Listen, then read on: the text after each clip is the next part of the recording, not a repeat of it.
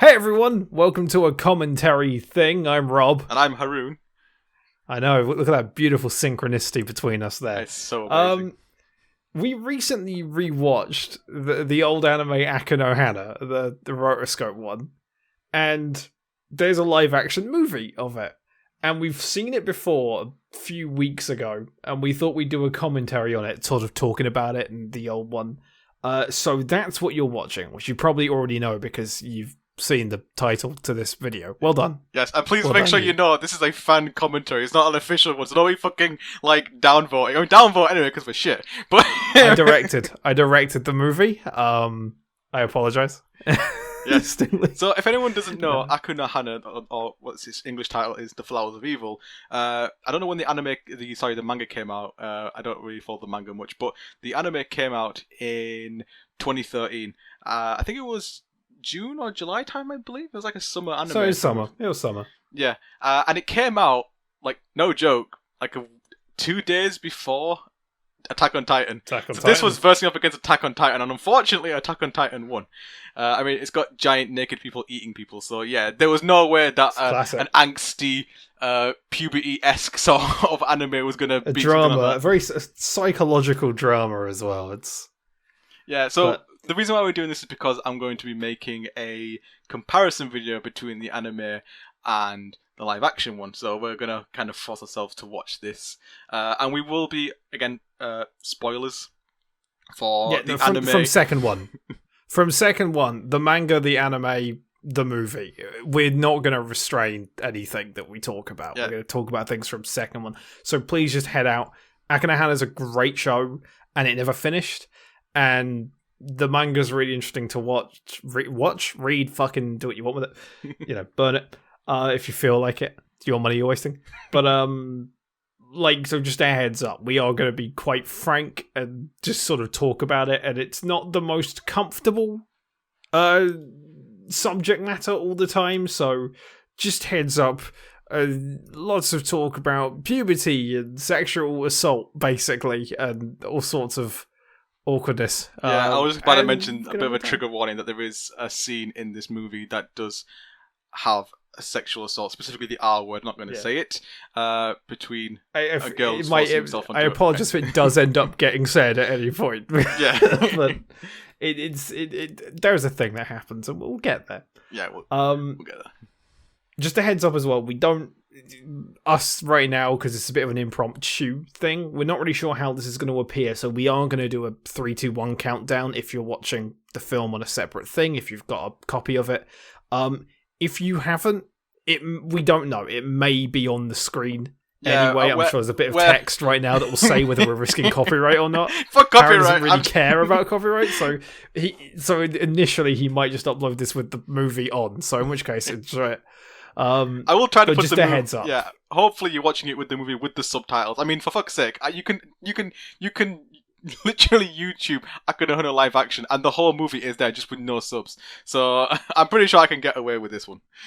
Okay, well, hopefully. Well, fingers crossed on this, but just a heads up on that is a thing. So we're going to do a 3, 2, 1 go, but the movie may just start if it's on YouTube already. If you need a copy, I'm sure there's a bit of text on screen telling you that. And also, if we have an inside joke about Charles Baudelaire, we may or may not bring it up, but because we don't like this film that much, we'll just do a very sort of half-assed Baudelaire joke right now. Here's Bauds, he's saying fuck off to you.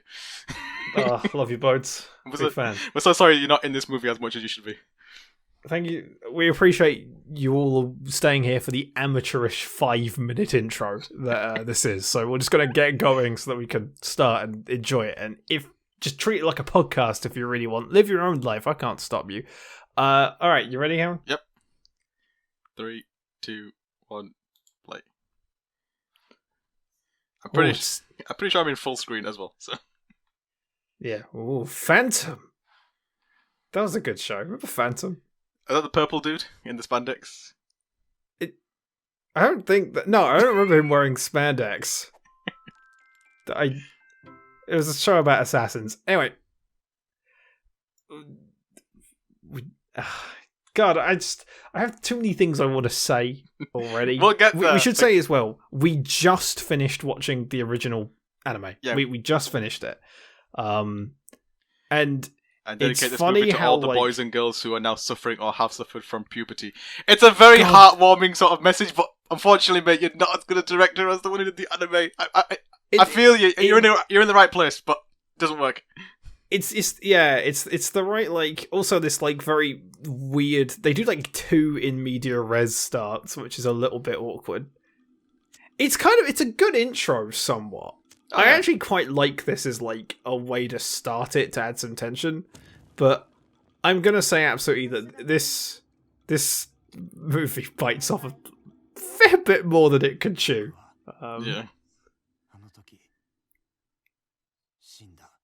That was the first time I died.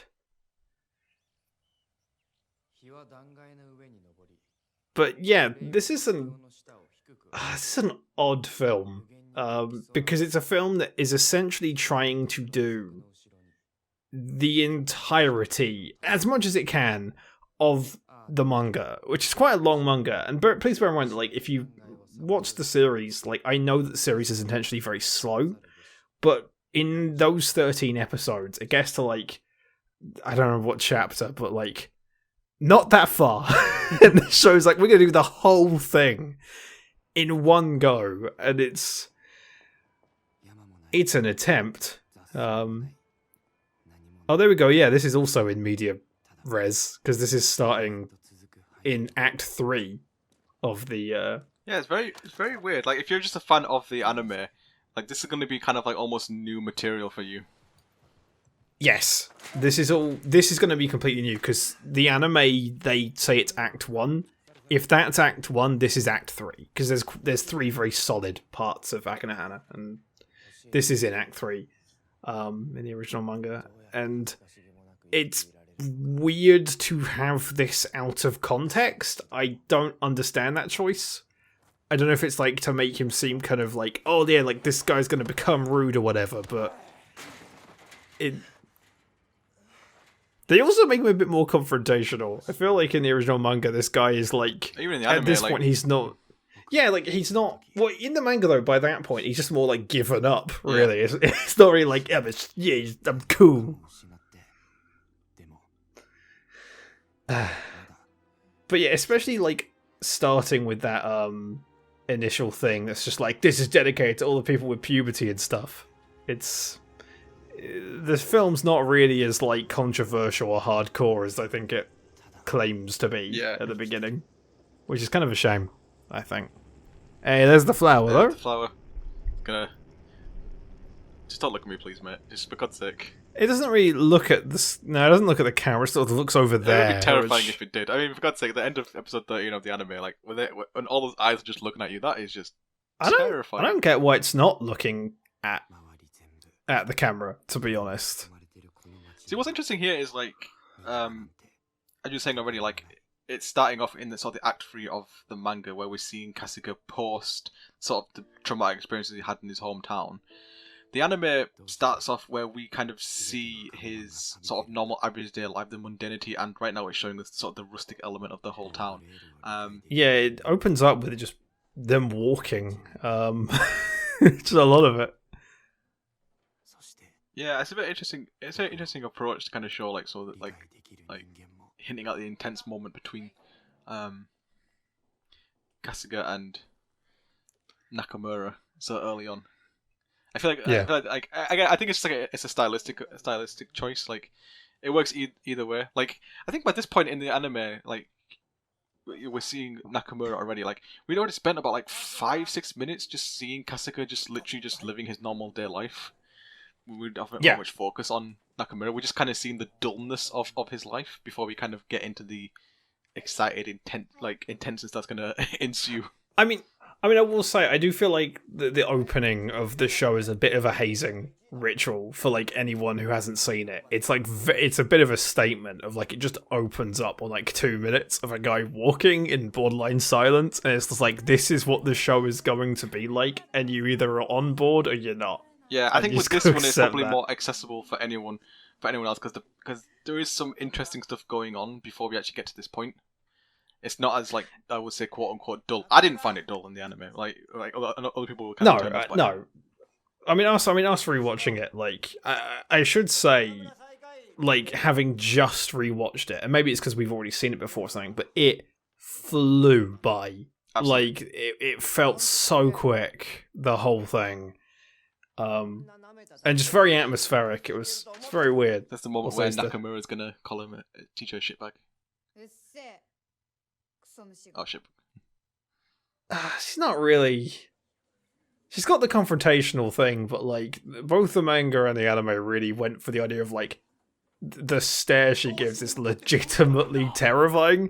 Yeah, see, this doesn't work because I think like because it had that sort of weird fisheye lens sort of thing where where the screen kind of bent slightly and there was some intense music there, and like the dead-eyedness with the rotoscoping just really kind of enhanced this sort of the fearful element of Nakamura. You don't really feel it there. Like there's no real use of the music or like sound effects to kind of make it feel more intense. No use of the music. But the other thing, there is one other thing though, which is that I didn't notice this when I first saw this film, but like this continues like the weird trend this film has of toning everything down. In the anime, after the shot of her face, it focuses on the teacher's hand. You see the movement of his hand going to basically slap this fucking kid. But in this, do you see, it was just off screen. It was sort of more implied that he might. Like, it wasn't, like, very obvious. Like they didn't show the hand at all, pretty much. Just kind of weird that they went for, like, a close-up. That teacher had, like... No, like, I do think it's, like, a thing, though. Like, the anime does, like, go very kind of into that sort of thing. Gratuitous ass shot. Well, I mean, and I get it is voyeuristic. I feel like this has to sort of be voyeuristic. Yeah. To like, because we're looking at like perspective. Like, I don't think in a visual medium you're never not gonna run into that thing when it comes to like a show like Aku No Hana, especially because you're dealing with like, I don't know how old they are in the movie. I think in both the anime and the movie, I think they're meant to be like high school. I gotta love Nakamura just kicking that down. That's great. I don't think that happens in the anime. That's a good. No, it doesn't. That's a good. That's an original. It's very her. I think he's meant to be the Unibrow man. Yeah. From the anime. Again, we kind of see like Kasuga's sort of idolization of Saki here, where he's like, he's not getting involved with the sort of his friends. What's this like weird like fucking pantomime act though? Like you see the way they kind of like went around him and like grabbed his shoulder and like the anime, like yes they do talk like creeps, but like there is like a quite naturalistic way that they're always walking and talking. They never like stop. So just say we're about 9 minutes in and we're getting to the point where Kasuga's about to find Saki's gym clothes. Now this. In the anime, in episode 1, this was like 20 minutes in, like 18 minutes in by a point where we get to this moment. Yeah, because we spend a good, like, it's like a good, like, 30 seconds after it drops as well, where, like, it's just staring at it. Yeah, so again, here's another thing as well, like, from the anime. Like, before, when he's looking at the book, he's quoting and talking about Baudelaire, and we see, like, we hear the murmuring of, like, the metaphorical flower start to bloom inside him, and it's like an evening shot as well. So it's a very sort of it's a beautiful looking scene because obviously it's like dusk. You get into the orange skies, and you see in Kasuga's face like that moment of perverseness and sort of like almost like sexual awakening within him, kind of like bloom a little bit. Yeah, here. But it doesn't work here. It's just very kind of rushed almost. Like the anime is super intent on getting you in this guy's head. So, like, it will bore you intentionally. It will atmospherically sort of, like, make certain things. And it will be dreamy. There are dream sequences galore sometimes. Especially in the first episode. Like, Psyche is an angel. The kind of, the sound of the flowers slowly blooming. Also, like, just the focus and the intention on like when the gym clothes like fall down, like it, you know, borders on like supernatural the way it kind of depicts it. It's really interesting in the anime, just like the amount of attention to sound and where the camera's going to see things. Like, there's little quick cuts of, okay, movement is happening between, like, things here. Even, like, the music choices here aren't really kind of memorable. It doesn't really kind of enhance the scene at all. It's just kind of there. Like, that weird sort of, like, ticking music we heard earlier, like that din din din din, doesn't really kind of add anything. It's not impactful, it's not fearful, it doesn't really kind of enhance the scene in any way, shape or form. Unlike also, I will say that unlike the first episode they animated. Yeah. Also, I will say that, like, on this one, it's just like, oh yeah, like, this is just kind of a perverted thing to do because it's like, whatever. But like, the first episode has really, like, in the anime, has at this point really established the idea, like, he sees her as, like, a muse, and like, Psyche specifically is, like, very important to him, and that kind of thing. And also, like, this really hasn't established that. It's just gone, oh, Psyche's hot. From memory as well, I do think we actually see, I think we'll probably happen here now in this scene where he's just returning home, where I think we do see a little bit of his home life, where he's talking about Charles Baudelaire and talking about the flowers or the poems and that kind of stuff. We've not really kind of had that yet. Like, we've seen the book, but he's not kind of talked or discussed any of the sort of the lyrics, I guess, of those poems. Yeah, I don't. A lot of, for the sake of trying to get the entire plot in this one thing, and I will say it fails to do that. I should explain. There's a lot missing. Like there has to be. Like, even when trying to do the whole plot of this show, they have to miss out on so much. Again, and like that scene was so quick, where he's just he's there with the gym clothes, he has to return it. Like he was sweaty. The boy was thirsty in his bedroom when he had this. Like, it was a mix of different emotions, and it wasn't really there. Yeah, this film has no time for atmosphere. It just doesn't have the time for it. It doesn't have the time to set up everything. It doesn't have the time. And I can understand that if you're reading through the manga quickly. If you're reading through the manga just flipping through the pages, I can totally see why it might feel like a series of plot points kind of thing. Like, if you're not, like, taking your time with it. Like, it will just kind of go by as plot by plot by plot by plot. It's like right now, like, the acting here is kind of wooden almost. Again, look, that scene just finished, and now we're here with Kasuga going on the bike. Like, this was like almost the whole of episode 2 that we've just kind of gone through right now, in the place of like a couple of like a minute or two. Like, here also, at this point, like he's just met Nakamura. I'm sorry for putting in, but like when he's driving down this road in the episode. In the anime, he was like screaming. He was talking about like how frustrated he is with this town and how everything's kind of like just dying and it's decaying and he wants to leave. Like, we've not got that sort of element of it yet. Also, like, I will say as well, like, oh, where are you going? I'm on the way to the bookstore. Like, in this, that's just a line. In the original show, like, and I know that like a lot of people will watch the original show and they'll like, and look, it's fine if you watch the original and you kind of don't enjoy the pace. I get that. But one thing I don't think one can deny is that pace means that you understand everything that's going on in the heads of the main character. Like, in his head, and sort of like how people are kind of interacting with that and how people interact with it. Like in this, like, there's already a web of lies happening, but this movie doesn't really have time to go into it. So fuck it, he's running away. Also, the anime has a great, like, cutaway gag where, like, it keeps cutting and he's further away, which is really funny. This plays out very differently here. I feel like this didn't happen in the anime. I don't think that happened where she's chasing him on the bike. He just kind of leaves him to his own devices. It's meant to be sort of like a weird comedy.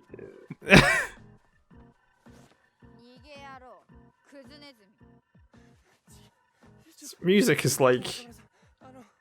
It's a choice. It is a choice. I guess it counts as what's the tone? Was that comedy or was that? I don't think it really has a tone. Because the original, doing the contract now.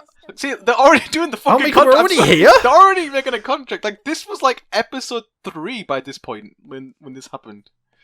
Okay, and here's what, like, I want to point something out here. We're not saying that like something having a fast plot is inherently bad. It is not. If you have a dense plot, if you have that's fair enough. And especially like reordering things and changing things.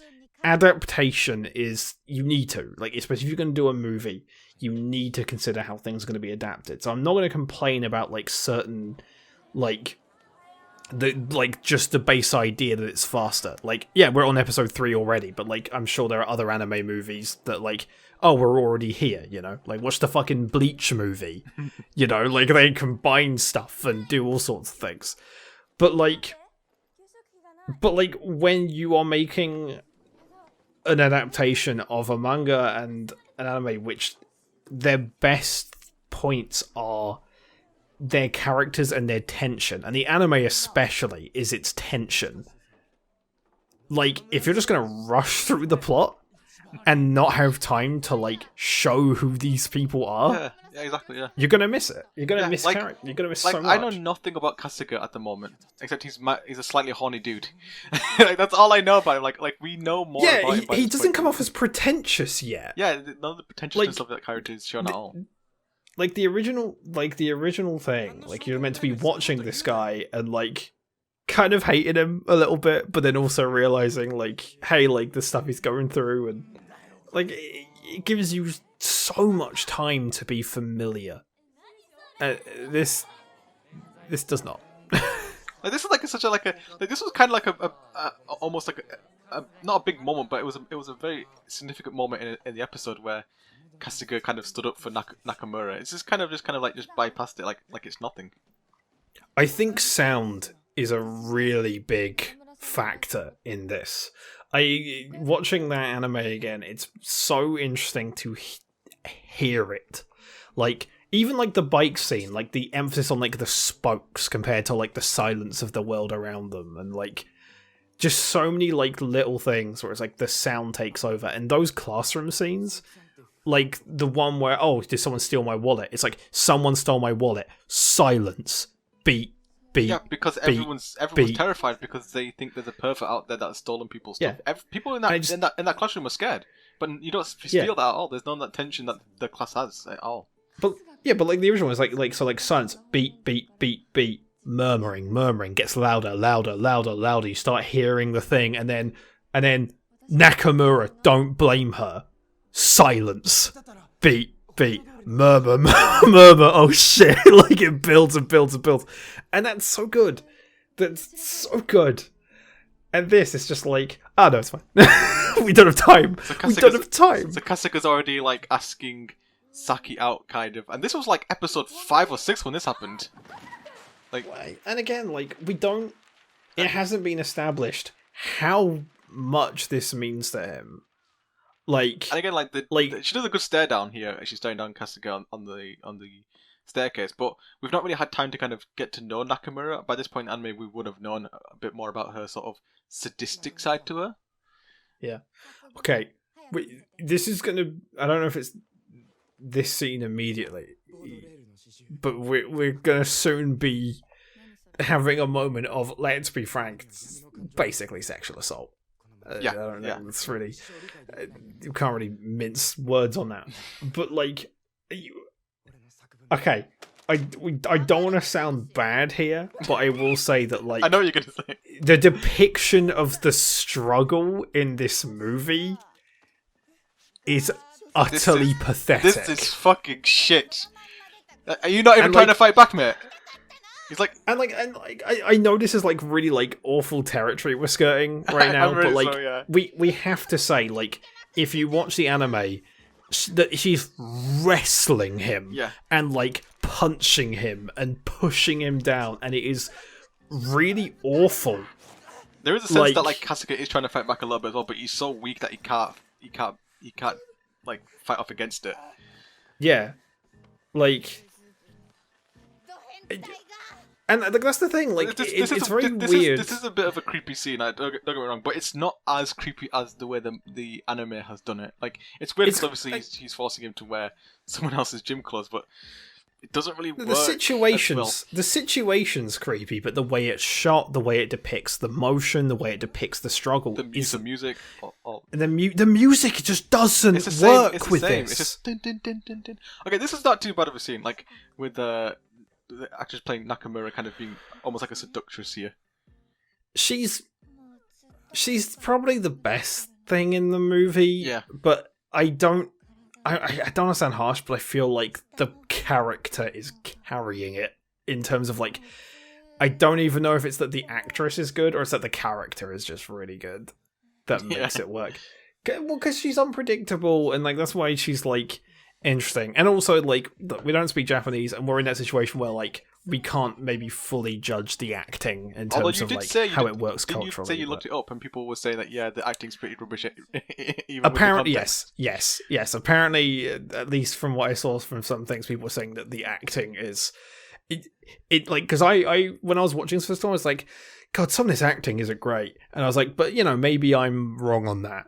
But apparently it's a general consensus. Is the important thing. Okay, so, right, this is really important. I think like what just happened kind of ruins this particular moment in this film. Wait, because yes, wait, yes, wait, what? Yeah. Wait, yeah. What? Yeah. So in the anime, right? What? During the scene where Kasuga's on a date, he's wearing Saki's gym clothes underneath. Now, in the anime, Nakamura forces him to wear the clothes twice. The first time in the library was punishment for not writing the essay. It was totally not connected to this at all. The second time is when Nakamura tells Kasuga to meet them like half an hour before their actual date, and she coerces him into doing it himself. And that's where the creepiness actually lies, because he's forcing Kasuga to wear these gym clothes underneath his own, but she's not physically forcing him to do so. He pretty much submits to her and does what she says, and it's way creepy. It's way creepier, way more disturbing in the anime than it is right here, because he's forced to do it against his will. I mean, in both situations, yeah, it's been forced, but in the anime and in the manga, it's way more creepy because he's had to willingly do it himself to some degree. Well, also, like, in the anime at this point, not only have we had that, but we don't go straight to the date and now have this moment where, like, oh, Nakamura's watching them. In the anime, he goes to the date having Nakamura follow him the entire time and knowing it. Yeah, and is always seeing her out the corner of his eye. And also it's really creepy. I mean, we also actually see the date itself. This date is already rushed like quite a lot. Like, we don't get to see the development. Because we don't have time, Harold. Yeah, we don't have time. We don't have time. We got 50 fucking volumes to go through. We ain't got time. I mean, time-wise, we're about, beginning of episode 2 right now in terms of, like, time, but we don't have time. But, like, no, we're already on the date, and you got a kiss Psyche, and... We're 22 minutes in here, and this film has covered about 5 or 6 episodes worth of the anime. And missed about 5 or 6 episodes worth of the anime's, like, character development. And look, I get, like, it's a bit unfair to kind of compare, like, a TV series to a movie, because TV has obviously more time to develop. No, it's not. You could do... It's not. It's an adaptation. And the thing is, okay, so yes, a 2-hour movie is 6 episodes worth of the TV show in terms of, like, if you take out, like, adverts and intro and outro, like 20 minutes each. Okay, yeah, so you're covering about 6 episodes if you were doing it completely faithful. I do love Nakamura running around like that. That's pretty cute. Yeah. But it doesn't have that, like... It doesn't... Yeah, oh yes! I forgot about her. She keeps... In the anime, she goes... She does it, and it's very weird. And also not, like, blatantly in front of them. It's, it's like very distant. Saki should be like, hey, I see you. Hey, stop it. And, like, you just, like, see her at the back of the like, the cafe and stuff, and it's... Okay, so here he's saying about having a pure platonic relationship. We haven't seen, like, his thought process and the thoughts in his head and his sort of dream sequences where he idolizes Saki. He sees her as completely pure. There's a fucking dream sequence where we see her descend from heaven. Wait a minute.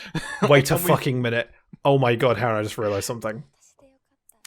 What? So in this scene, before he says that, he has this really weird moment where he fucking sees Nakamura in the background, breaks down and screams, "I'm not a pervert." Yeah. And Psyche just looks at him like, what the fuck? And he's like, I like you. Can we just live our life? Like, I want to have a relationship.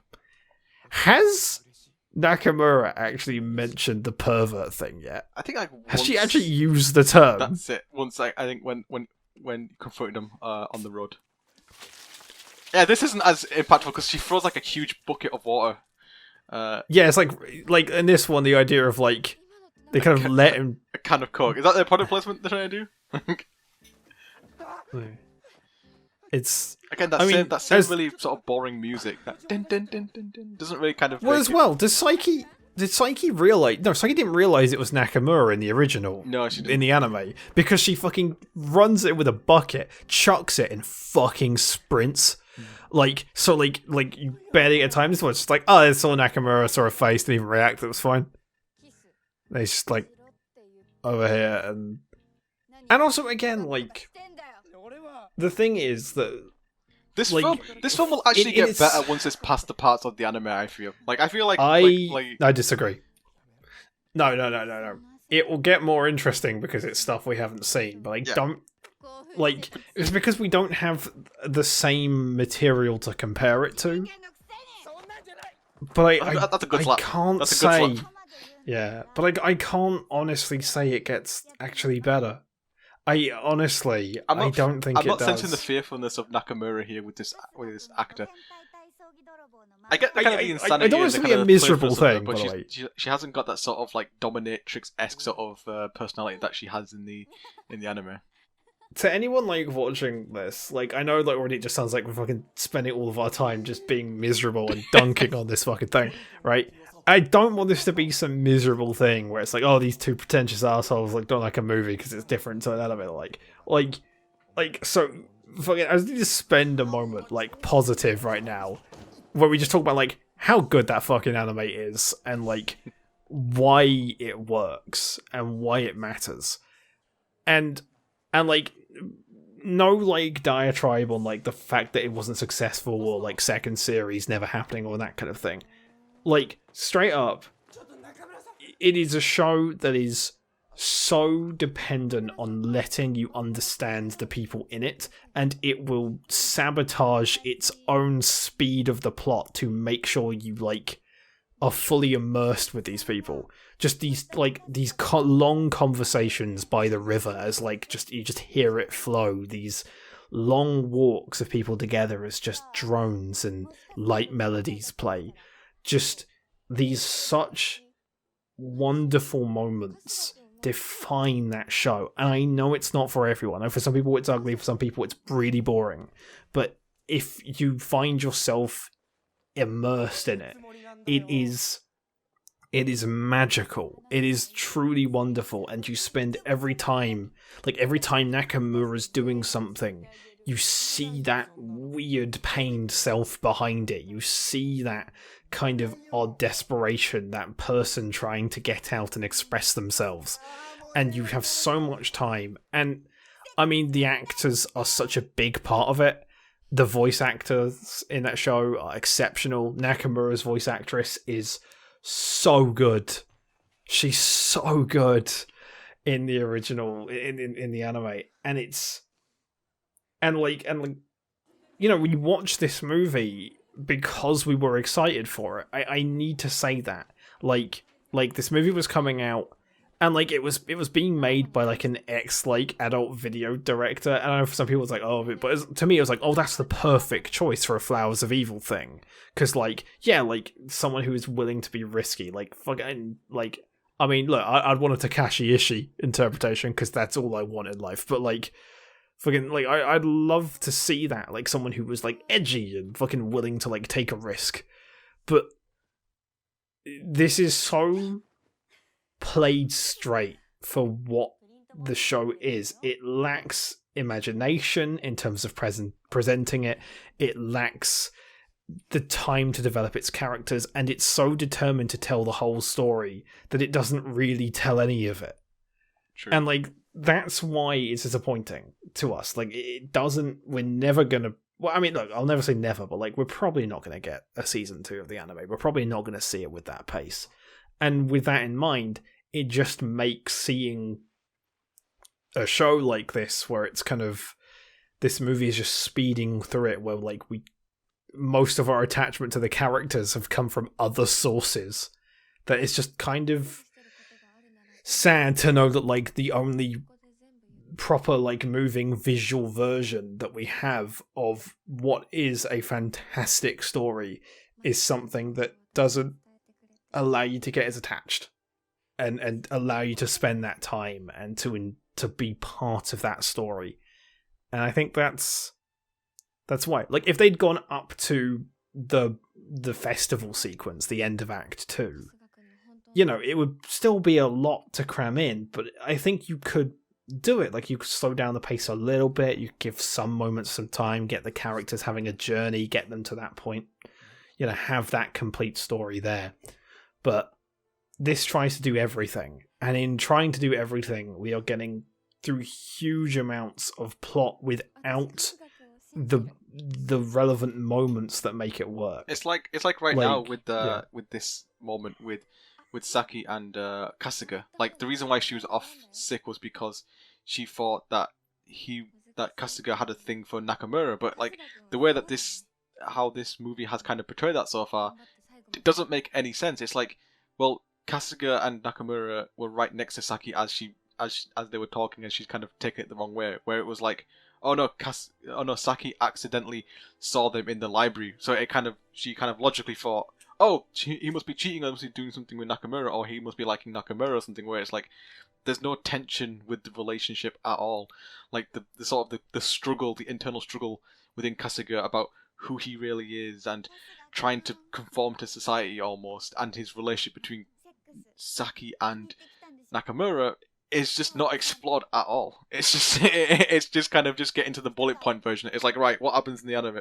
What happens in the manga? This happens, this happens, this happens, this happens. It's just a series of things happening with no real meaning or depth to it at all. It treats her as a creep and not a human being. Yeah. Like the anime and the manga, like I'm sure there might be some people who feel like they don't handle certain things as sensitively as maybe they should or whatever. I mean, I don't know, but at least from my point of view, like, reading and watching those, Nakamura's a human and she's three-dimensional, and I understand her point of view and her expressive problems and things like that.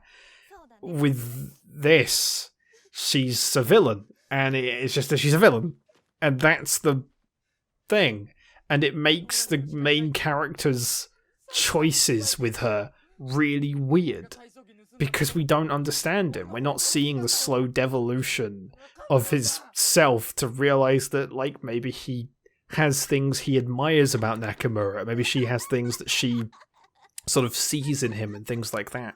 What's missing so far with this as well is, by this point in the anime, and I'm sorry we keep bringing it up, but it's like the kind of like almost dom sub relationship between it's sexual tension. Yeah, like it's sexual tension. Like, there's a little bit here, but it's not enough. It's not enough, really. Or well, it's because it's not built. It's not like there is definitely, if you've watched the anime, you feel that there is this weird sort of like S&M kind of relationship between these two, and the way that like Nakamura kind of almost teases Kasuga, almost a little bit playful in almost like a seductress kind of way. Like, there is that sexual tension that is there between these two characters a little bit. It's just kind of lacking. Also, I don't think it's just that, though. It's that this hasn't depicted, especially with like the speed of it, it hasn't depicted the level of torture this man feels. Yeah. He feels genuinely tortured by everything this woman does. It's like his soul is all the little things. It's like his soul is ripped apart. Like, he is broken by this point. And please, like, watch this knowing that if you've seen the anime, or even if you've ignored it, you're just watching this for the first time, this man is supposed to be broken down to his base elements at this point. This is supposed to be a man who is nothing.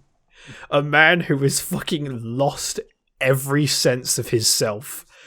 And if you're watching the fucking movie right now, and you're like, wait, what? This is just a guy who's just had like a bad day. Yeah, that's what it feels like. And it's so frustrating. Okay, we need to talk about something here.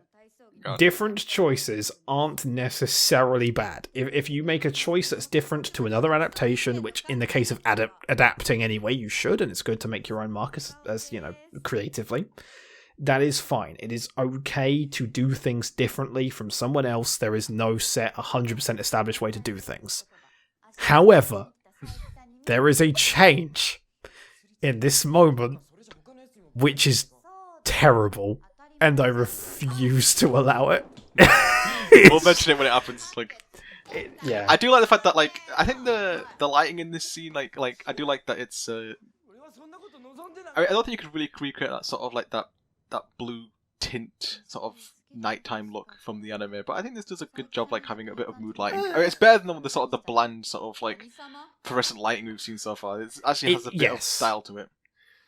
Yeah, although it's supposed to be like moonlit essentially, like. But it more looks like the fucking sun has just pissed on everything. Look at the full yellow mode. It's like, they're in Deus Ex. They're in Deus Ex Human Revolution right now. Like, fucking... He didn't ask for this, okay? He did not He really did not ask for this. I will say, though, that I think the nature of our conversation will probably change in about 15 minutes or so when we get past the stuff that we've already seen before in the anime. And get to the new stuff that's in the manga and that kind of thing. I don't know why. I feel Nakamura is missing a lot of gravitas with her shoutiness. Like there's none of that sort of like again that sort of dominating presence in her voice that is just missing. Yeah. Also, I just want to say that I don't know why I'm like really self-conscious. Sort of, like even the way she's looking at him right now is like that boggled eye sort of look doesn't really work that well. It's very like not related, but very like self-conscious. Like in this commentary right now, just being like, I don't want to sound like an asshole. Like I don't want to sound like you know, people worked to make this, and I'm sure they tried. But I mean, it's two things. One, when you have something you're going to be compared to, like they must have been self-aware, especially the way they like film certain things. It's like they were probably self-aware about like what they were competing against, which doesn't help, like in terms of like comparing them. But it's also like I don't want to be an arsehole. I love Flowers of Evil, and like I don't love this movie, and it really sucks that I don't love this movie. I want it to be known. They've like, barely it spent sucks any. That I don't enjoy this. This moment right now, is like doesn't work because Kasuga hasn't spent a lot of time with Nakamura. Like building up this toxic relationship that he has with her, almost like some sort of Stockholm syndrome sort of thing. Like so him kind of going out of his way to kind of like do what she asked him to do doesn't make sense. Like he's like, why would you do that? Like why would you? Like you've not been like seduced by the dark side like you had been like in like the other mediums. This is so weird for me. I rebooted my entire channel to avoid like negative stuff. I was like, I don't want to be like a guy who like says negative things about everything. But like I'm just watching this and I just feel so bad. Like, because it's all I can think about is like just like like, you know what I mean? Yeah. I mean, it could have like some more guilty. quick cuts with this, like to make it more intense. Like it could have easily like done that, like in the anime, or like an Edgar Wright sort of esque sort of thing where it's like quick cuts all over the place to kind of make it more intense. Right. If anyone's like listening to this, is this terrible? Our commentary or the film? Or both? Both. Like I just hope that you're all alright and having a good day. I don't want to like just bring negativity to the world, you know? Like I hope everyone's happy. We'll be less negative once we get past the parts that the anime had already done. I think that's because we won't be talking about the anime anymore. Yeah. Or we'll just spend the entire time saying that the anime would have done this better, which we don't actually know. So you know, for all we know, they could have shit the bed, you know, on season 2.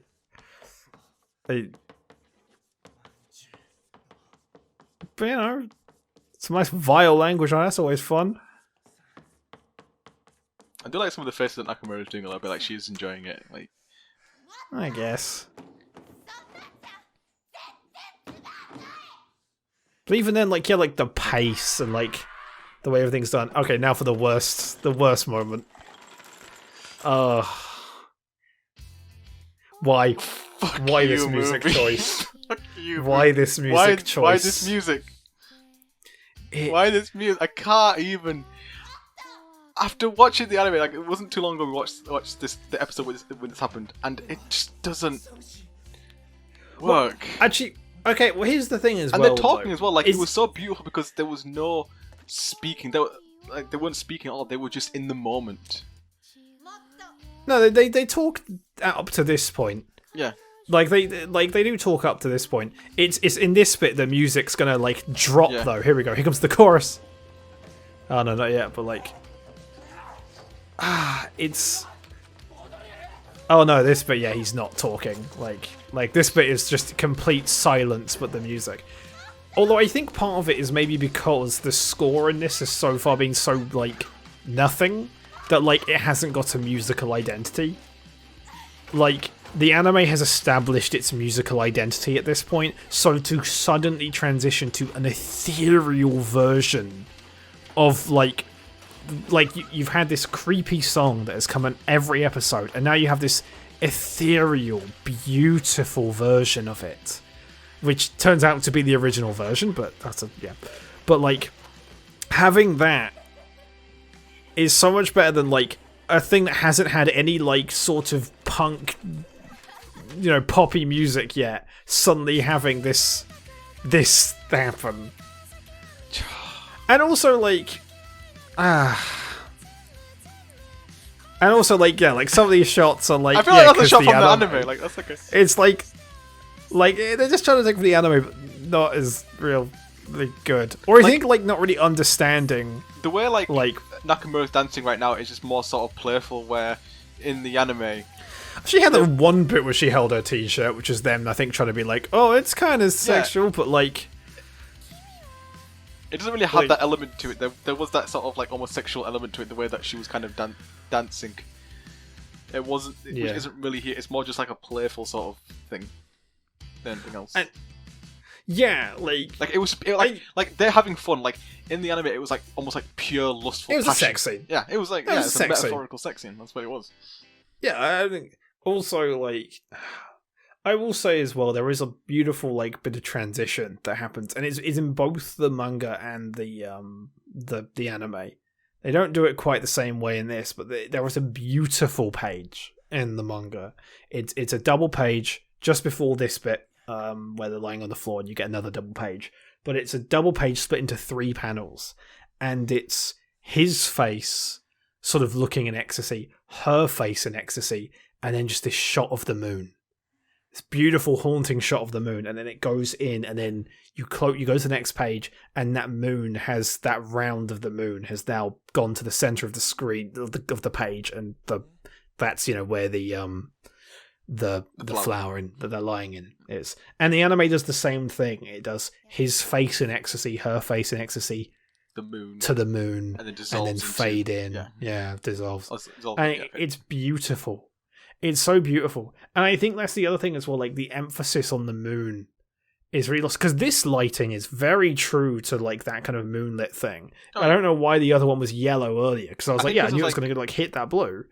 Yeah, we got there eventually. Like, a bit weird that there's a change in the sort of the lighting there. It's a bit weird. Yeah. And even then, like again, in the anime, like it was still, like, it was, like, the sun hadn't rose yet. It was still quite dark.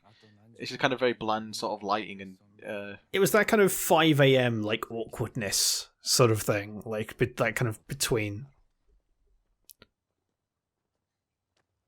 But as well, like, just again in the anime, like this was like episode what, like 7, 9? 8, I think. I can't remember top of head. No, but, like, 8 or 9's the 8 or 9's the one where they're walking back. Yeah, and it's like, it's a very beautiful piece of music that is playing as they're walking back. Like, it just gives time to kind of, like, reflect on what's happened and just seeing them kind of... we don't have time, Harren! Don't have time! Get a whole plot!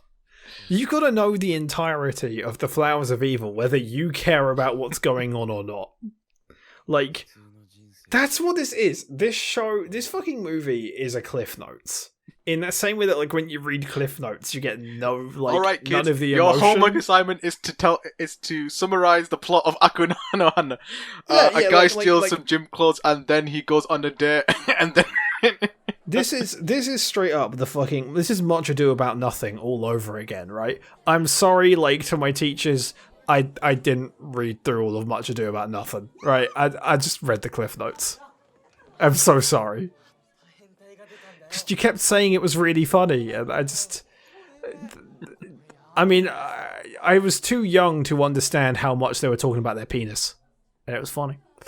Now that I'm older, though, Much Ado About Nothing, all of those dick jokes, well done, Shakespeare. You really hit the nail on the head. Who doesn't like a dick joke, you know what I mean? Good, thank you, Boats. Not even Shakespeare, but fucking Ian joke. And again, so I like in the anime, again, I can't, like, I just want to be happy. I just want this to be a happy There's thing. a build-up before he even enters the classroom where he's like completely fearful, and there's like, a sense of dread about what's going to happen when he enters that classroom. So many things. We're not being dicks, are we? No, I think it's fair. I think it's fair to say that, like, because it is rushed. That's the problem. Like, because we've just come off watching the last 2 episodes today, and seeing like the plot rushed is painful. I think it's painful because we know it can be done. It has been told better. Yeah, it's been told in a better also, way. Is he in heaven? Look at that fucking backlight. Jesus. What happened is like the street got unloaded. they did this on Unreal 4. He's on Unreal 4. Yeah, I mean, he's in Unreal 5. This fucking area alone is 100 gigabytes. We're using movie assets here. But look at the detail.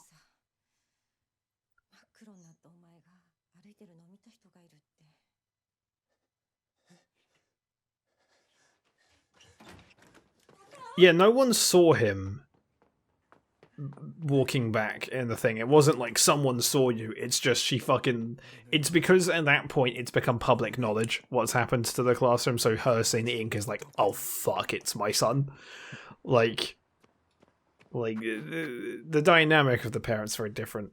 Like, I don't know if we see the bit where he hides under the bridge and his mum's still looking for him. Yeah, so this moment where Kasuga runs into Nakamura, like, he's running through a field and they go into their secret location, which is like on the side of a river. Like it's like a riverbed, essentially. And it's like, he just the lighting in that runs to scene the as river. well, it was like again, it was late evening and there were like god rays coming out of the skies and kind of like lighting up Nakamura in a really sort of nice way as kind of gold now. It's very gold now. Yeah, gold now. But again, this is just like the middle of the day. It looks like 3 o'clock in the afternoon. It's one of those things where it's like, for all of the supposed like ugliness of like the rotoscoping, whatever, I actually think that like so much of the choices they make in terms of lighting and stuff in that show are thoroughly beautiful. I think the anime has a real sense of atmosphere and beauty in its lighting and its kind of... And even, like, just sort of thematically, like, these two people kind of trying to go past something they'll, like, never sort of end. Like, they're going into the night, literally, you know. Whilst this just kind of looks like a shot. You know? Also, it hasn't emphasized the sort of weird griminess of it all. Like, the anime has this emphasis on just this cleanness, awful sense of grime. Oh shit, fucking, it's been like a long time. It took him like, what, 5 hours to get up that mountain? I'm surprised he's still pedaling. Oh yeah, they actually stop in shelter in the movie. Where they're just on the side of a road. Yeah, in the anime, he just gets tired and they both just fucking, like, lie down. And she basically, like, lies down in the middle of the fucking rain, just pouring, and, like the worst weather. And she's just so, like, weirdly serene, just thinking about, like, everyone just slowly drowning, and it's got this. And my read of the anime is that, like, and like how it presents it, especially with her just kind of laying down in the rain, there is something almost corpse-like about it. I think, like to me, like, so much of that is kind of this sense of like an impending death and this kind of almost suicidal nature to her, which, I mean, we'll find out in the movie and in the manga that, look, it stopped raining. Nakamura has... Oh, the rain's like... That's CGI rain. That's gotta be a filter, right? Oh, wait, did they just suddenly fade out the filter? Has it stopped? They're like, no, we're stopping rain. We're stopping the rain now. They're like, we can't afford to have this much rain. But oh god, that's another thing. Like, it was fucking pouring, and it's like muddy, and it's like the book is being destroyed, and like, you know, the book is slowly being destroyed in the rain, like Casca. We didn't even see the part where Saki lies to her parents about going out. Like, that was a big moment. We didn't even see his mum looking for him. Yeah, because she finds out that people are because his mum is like. And the whole thing as well, like, he hasn't talked like to her properly about like the level of his adoration to Baudelaire and the like this level of like everything that's gone on. I like why do you turn to Nakamura? I don't know why. I don't know why in this movie he turns to Nakamura. Like, they've not had any kind of relationship at all at this point. He turns to her because the manga said he does. He turns to her because the manga says he does. That's why he turns to her in this. Yeah, we're 50 minutes in, I don't feel like I've got any sense of the relationship between Nakamura and Kasuga at all. I would rather have something that adapts the spirit more than like the plot. Like I don't need a faithful adaptation. Like because the anime is faithful. It is a faithful adaptation, but its presentation of everything and its additions are not faithful necessarily. Like, they're very like, although they were, you know, they are approved by the original author who like helped write it and stuff, but like as like a big part of like that show. But like, you know, a lot of what the anime does is it adds, and of course in the movie they have to subtract. They're going the opposite way, but in subtracting you're just losing so much of like the threads that allow this. You lose the glue that binds this show together, and it's these three characters, like because by this point you're supposed to realize that like Nakamura is definitely bordering on some very weird self-hatred and some very awkwardness. You know, Kasuga's indecision between freedom and like a normal life is like slowly coming apart. Like Psyche's fucking disillusion of the self, like, you know, is slowly like her facade of who she is slowly coming apart, and she's suddenly like revealing that she is in fact like just someone who needs love and does not care how she gets it. Also, that bit as well, like in the anime, it has this wonderful moment where Nakamura sort of starts going across, and then there's a beat, and there's a beat, and then he just out of nowhere just runs, and he grabs it, and he looks back at Psyche with tears in his eyes. It just says, "My body moved on its own." Like it's just like, I did not want to do this, but I did.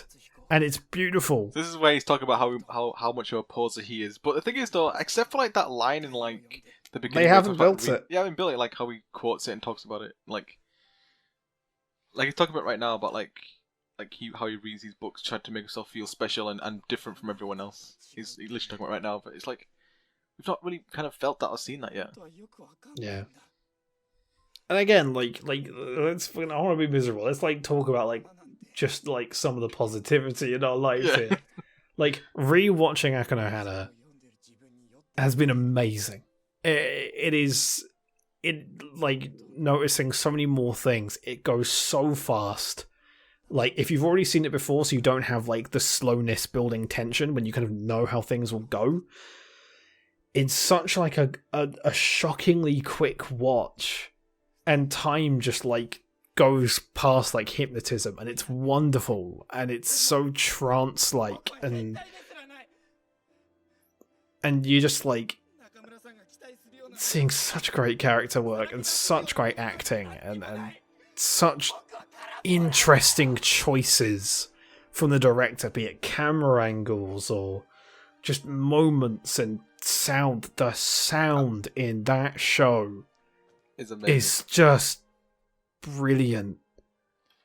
And yeah, I will say one thing though, like I think his delivery on that speech about how he's nothing, he's empty is pretty decent. I won't lie, I think he did a good job of that. I think it is just like the direction and also the use of music just doesn't kind of like really add to it as much as it could. Oh wait, fucking Psyche just left. Yeah, she's left. She's like, they don't get arrested in this movie. I don't. Wait, I think they do. I think the cops will turn up. Okay, because there is this shot in the original. This is a really powerful moment in the anime where like it's the first time we kind of see any sort of real vulnerability in Nakamura, and here as well. I think she shouldn't do much too well, but it's very subtle in the anime because obviously it's all raining and like because you point out to me, there's like, she's one crying. yeah Like here it's quite obvious that she's crying. Where in anime you can miss it. I think because of the rotoscoping. But well, it's like it's done in a way where like she looks back at him and the shot stays on there for a couple of seconds. And she's got all of this water streaming down her face, and then one of it connects to her tear duct. You can just see one, which is like in there, and it's like it's really subtle, but like because Nakamura does sort of hold a bit of a poker face sometimes, and it's the one time in like at that early part up to that point where it breaks. And it's super subtle. Okay, so I gotta ask because the cops didn't. I'm sorry, the cops didn't turn up yet to take him back home. Yeah. So what did his mum just say when he went back home? Hey, Kasuga, where's your fucking shirt? Like, what were you doing? Welcome back to Act 3 of the show. This is Act 3 of the manga because it's long hair Kasuga.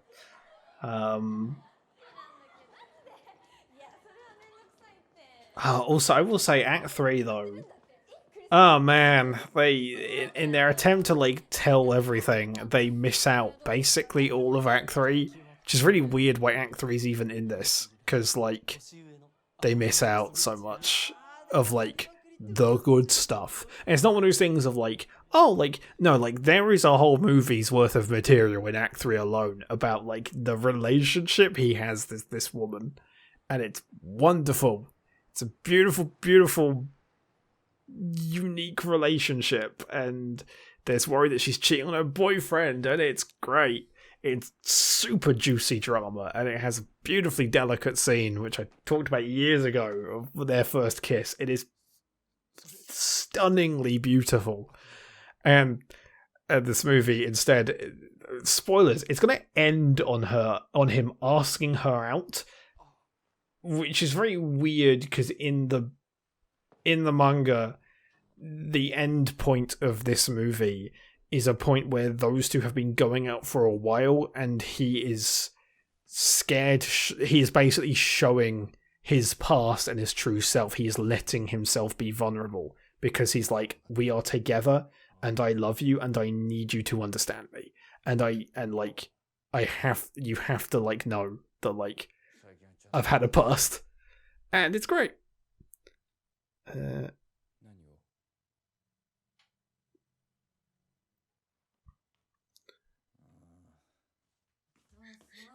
And as well, like, just these slow, like, disillusioning of his parents and stuff. Like, if you show it non-linearly, fucking, like, it just doesn't work emotionally sometimes. There are, like, things that can work in a non-linear fashion. Like, I don't believe that, like, we need to be constrained by, like, linear storytelling. I think that's, like, a really sort of lazy point of view. I think that non-linear storytelling can have incredible effect. But when you don't do it for really established purposes, when you don't do it to use specific reveals and to do certain things, when you're just doing it to maybe pace out your story and not for any emotional or storytelling reasons, then you're just going to ruin the potential bits of story and emotion you have, I think. Like, if you just don't do it for real good purpose. But I mean, that's not really much of a statement, because that's, I think, true of anything in art. I think that, like, if you don't do something with intent and purpose, then, like, you know, more often than not, you're probably not going to get something that works. And, like, sometimes, obviously, it doesn't mean, like, even when you do something with intent and purpose, it can not work out the way you want, or maybe your intent and purpose is to not have one, you know, which is how you get the fucking Jackson Pollocks kind of thing. That's, you know, automatic art. But That's a whole discussion. I'm going into a weird art thing. I'm not in uni. I've been out of uni for years, and I miss it so much. Old, slightly pretentious me. Good times. I mean, shit times, but wait, they're called The Plot. That book was called The Plot. This film is definitely. That's where it was. That's where it was. Oh, he's found it. No. They found the plot. They just need the character development. That's somewhere else in this movie. We've got to find it. We need to find it. Also, even this relationship is built up at this point already. They've had time together. They've slowly built up the thing. Like, she trusts him a lot to do this. I need to say, if you've seen the original, if you've read the original manga, if you haven't, the time that has built up between the two, so that she trusts him, both as a friend and intellectually, to read this, is very interesting. Although actually, do you know what though? If you're determined to do non-linear in media res stuff, I'd start here. I'd actually start with him getting if you have to do the whole plot and you have to do it in media res, so you're stuck with these shots. If I was going to re-edit it, I'd probably actually start here with him reading the thing, and then this guy kind of breaking down to this storyboard, and then we kind of reveal his connection to it in terms of why he relates. I mean, I'd still think it would be a really, not great decision, because I don't think this story works non-linearly. But, if you have to, I think there's, more interesting ways to do it, rather than just kind of randomly cut back and forth. I like this relationship at the moment, because obviously I think because I've not read the manga, and I've not seen it, because obviously that wasn't shown in the anime. I like how these two kind of interact, because I feel like there is a little bit of a relationship that is developing. It's not as rushed as what we see right now in this film with Saki and Kasuga. That little moment where she's letting him read her story, and him saying how much it connects to her. And what I'm talking about right now, you feel like there is actually a relationship growing there. You can actually see they feel compatible. Yeah, but they got to her room so quick though. They just kind of went, "Oh, it's you." Yeah, I don't feel as being as quick, because obviously I have no frame of reference. So I think obviously because you've read the manga, you've got the frame of reference of oh yeah, they've skipped even without it, that was the teleports behind you of romance. I'm sorry, but oh no. Saki. Okay, this is why this story doesn't work non-linearly, right? Yeah. Because her turning around on the bridge is a fucking punch in the face in the manga, because you know so much about this woman. You know so much about who Saiki is and what he does to him. And her turning around and just acting like nothing happened is fucking brutal. Showing this non-linearly makes this moment. You can kind of see as well the boyfriend work. That Saki's looks a bit like Kasuga, yeah. It looks a bit like Kasuga, which you told me is an intentional thing. Yeah, that's massively intentional. Don't be such a meanie, Saki. As well. Wow! Sorry, two-faced man. You know what I mean? I can't. Sorry. Yeah. I mean, I guess you could argue that maybe it works with the idea of okay, you've seen her break up with him, so then then break up, so then it's kind of this. Oh, you're gonna make her unhappy, whatever. But yeah, I don't know. This doesn't work. This scene doesn't work here because we're gonna start. It misses the hypocrisy. Yeah. It misses the hypocrisy of this. Because we're gonna see all the craziness is gonna happen relatively soon. Having that moment where he's meeting Saki again after so long, and her being a bit of an ass to him doesn't really make sense. I feel like we need a bit more context as to why she was giving him the cold soldier a little bit. Fuck yeah, retractable pencils. Okay, fucking let's get positive again. Can we talk about how awesome retractable pencils are? They were always fun to tap. You can tap them. So if it's too much, you can hold the thing and then push it back in a little bit. There's always that fun thing of how far can I write before it breaks, and because there's inbuilt tension. And also, oh shit, this fucking weird electronic device I have has a reset button that's a small hole that's sort of dimpled in. I've got a retractable pencil. so I can get my SD card out of my phone. Like, oh, it's amazing. Get my micro SD out, it's so good. Fucking the versatility of a retractable pencil. God, let's just talk about retractable pencils. I like it's only gone to the house. Again, in the anime.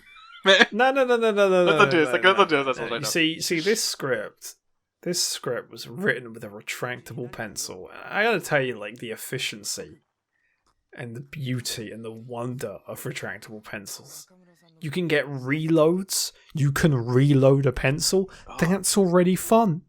If you take a retractable... There should be a retractable pencil in a game where you reload it. How satisfying would that be? Gets even better when you need to reload your retractable pencil. What's in there? It's a spring. Springs are fun. I love springs. Slinkies are made out of springs. Everyone loves a slinky. You gotta get a slinky. Slinky, slinky. Go, slinky, go! I thought this was a commentary track for Aku No Hana. I gave up. I felt like I was just bringing so much misery into the world. I want to be like a happy person who doesn't spend time being a dick about art. Like, I feel so bad. I am so sorry. If you've been watching this, I'm so sorry. I hope you're having fun. I'm sorry the intro was like 5 minutes long as well. It never ended. I'm so sorry. I love you. And I hope you're having a good time. Have a hug from me. Like, the happy times. Before I get really sweary when we get to certain points, which I think aren't done very well. But, we're not there yet. We're not there yet. How long have we got left in this film? We've got about an hour left. God, we've still got an hour? We've got about an hour. God. Oh. It's alright. It felt like this is the last time you ever have to watch this film.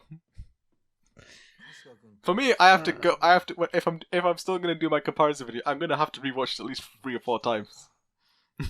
3 or 4, Jesus! Just watch it once more, and you're fine. Or even that, just pain.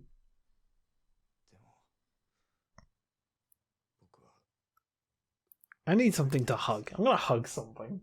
I just want to hug something. There you go. I'm hugging a guppy plushie from the game Armello. That makes me happy. Bye, Armello. This first and positive.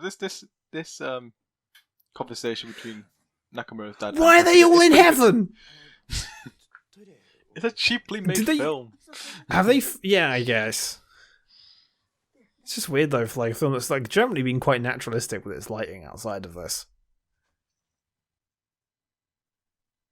Oh, it's just right there. Like, it was a big reveal in the anime when like he just turns the corner and he sees it and he's like slowly walking up to this door and it's like, yeah, like he very much goes hunting for it. And the slow droning music slowly drops in. Okay, so this is a good point. Like, because someone brought this up in a comment on Crunchyroll. Like in the anime, when we enter her bedroom, it's pretty much empty. Like, there's nothing in there except for like some clothes, and that's about it. Like here, it's kind of full up. Like the only thing we saw in her drawer was this notebook, her diary, and that was it. Yeah, because the entire there hasn't really been any emphasis on the rooms really. Because in the original anime, his room's full of books. It's this very like busy space, and before this point, he's slowly destroying it. He basically wrecks the cupboards and the books and breaks the picture frame. He breaks his room. He breaks his safe place. And then you go to Nakamura's safe place, and it's just this sort of empty void of a room. It's just really normal and really no personality to it.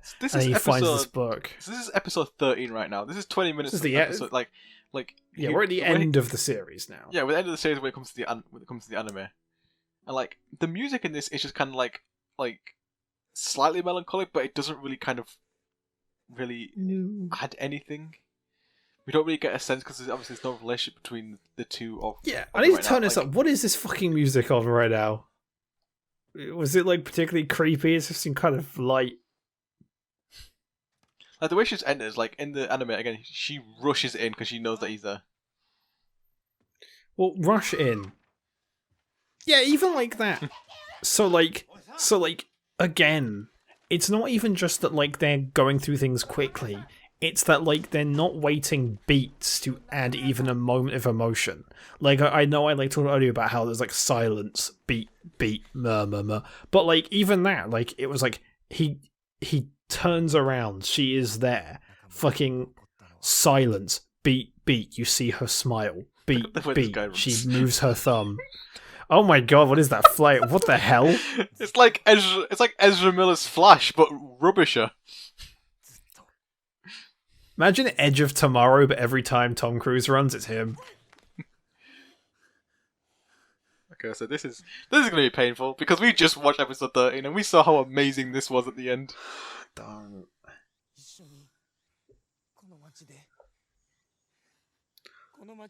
Also, in the anime, he tackles her. And then, oh, there we go. There it is. She ends up on top. Although in the anime, it definitely makes it look very intentionally more sexual. It looks exactly like a sex position in the anime. Like, it even like focuses on her skirt for a few seconds. So while she's shouting all this, yeah. Oh, look at her eyes, Jesus! Yeah, oh my god, that's pretty intense. Like, give her that. Oh shit! Okay, that slaps one. Double slap, fucking. It's like the chivalry. This moment in the anime where it's like that beautiful version of Flower plays, and it's like the whole series is reversing. We're seeing Kasuga as a baby, and then we're getting flashes of what would have been season 2. Like he literally like watches his life flash before his eyes. Like it's great. Like because it's almost like it's almost like that point where he seems to almost be realizing that she is also. Like, because Nakamura is kind of suicidal, and he seems to also go in on that, and seems to understand that this road probably just leads to death, and fucking his whole life flashes before his eyes, and it's great. It's beautiful. It's imagery. It's also this like moment happens in like the first episode.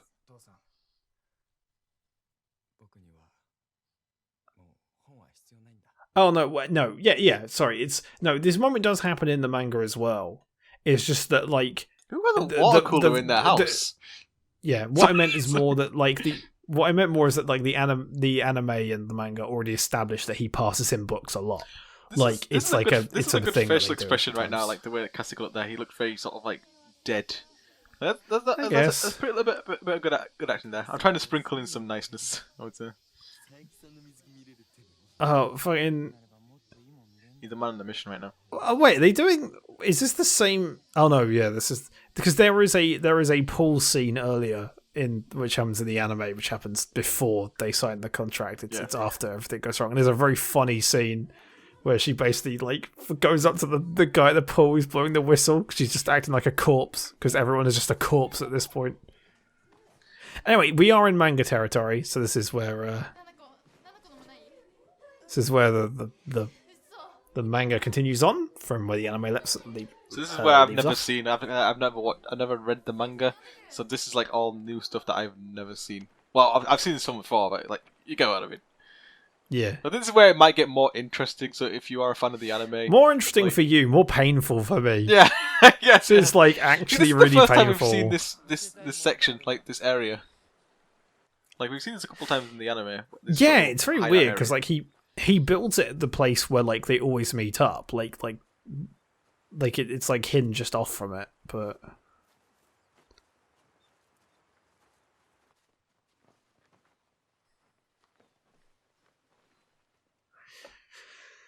again, like when you don't have time, like because like suddenly they do have a change in when they meet, like where they meet suddenly has like this kind of sense of formality to it and secrecy to it, and beforehand, like, it's just two people, like, very, like, delinquent-esque. This is where, like, they turn from, like, delinquents to actual, like problems.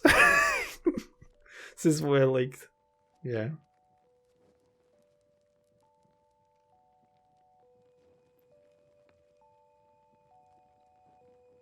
See, this to me doesn't feel rushed, the way he's kind of slowly panning across. Like, this feels like it's semi-decently paced right now. Maybe. But I think the son just like, I have this place now. And, like, going straight from the contract to it. I do like the lighting, like the darkness in it. This does look pretty good. Like it's novel, like letting it from the book, because the manga does that as well. Like the manga has the book be the light source in the scene.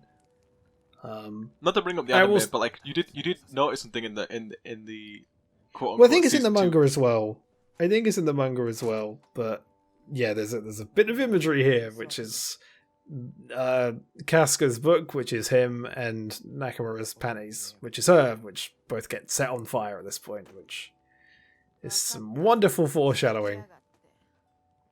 Oh wait, I think she's gonna do that actually. Yeah. There we are. So stole everyone apart from Nanako.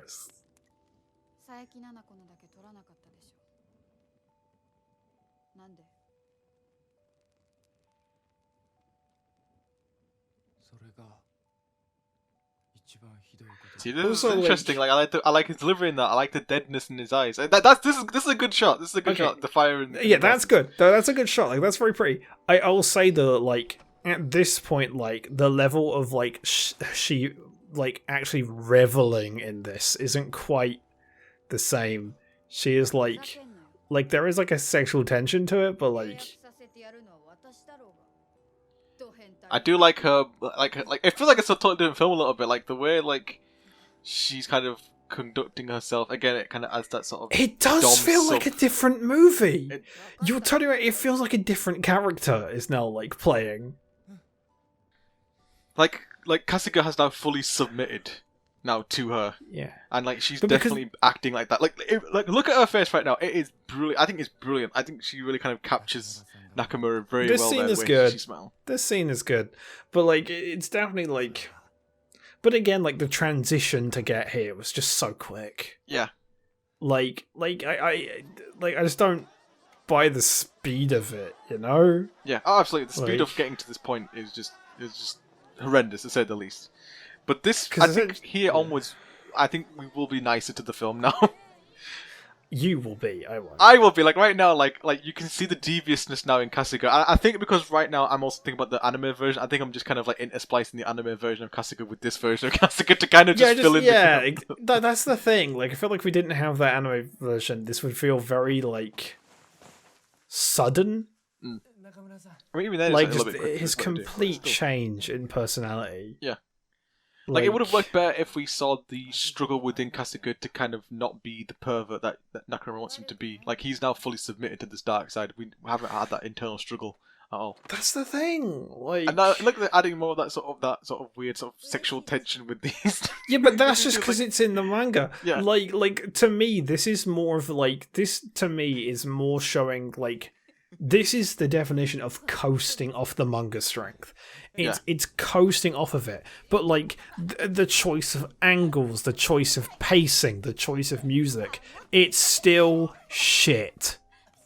It's still like this music is. This music is really bad. What the fuck? Look how just like dry this presentation of this is.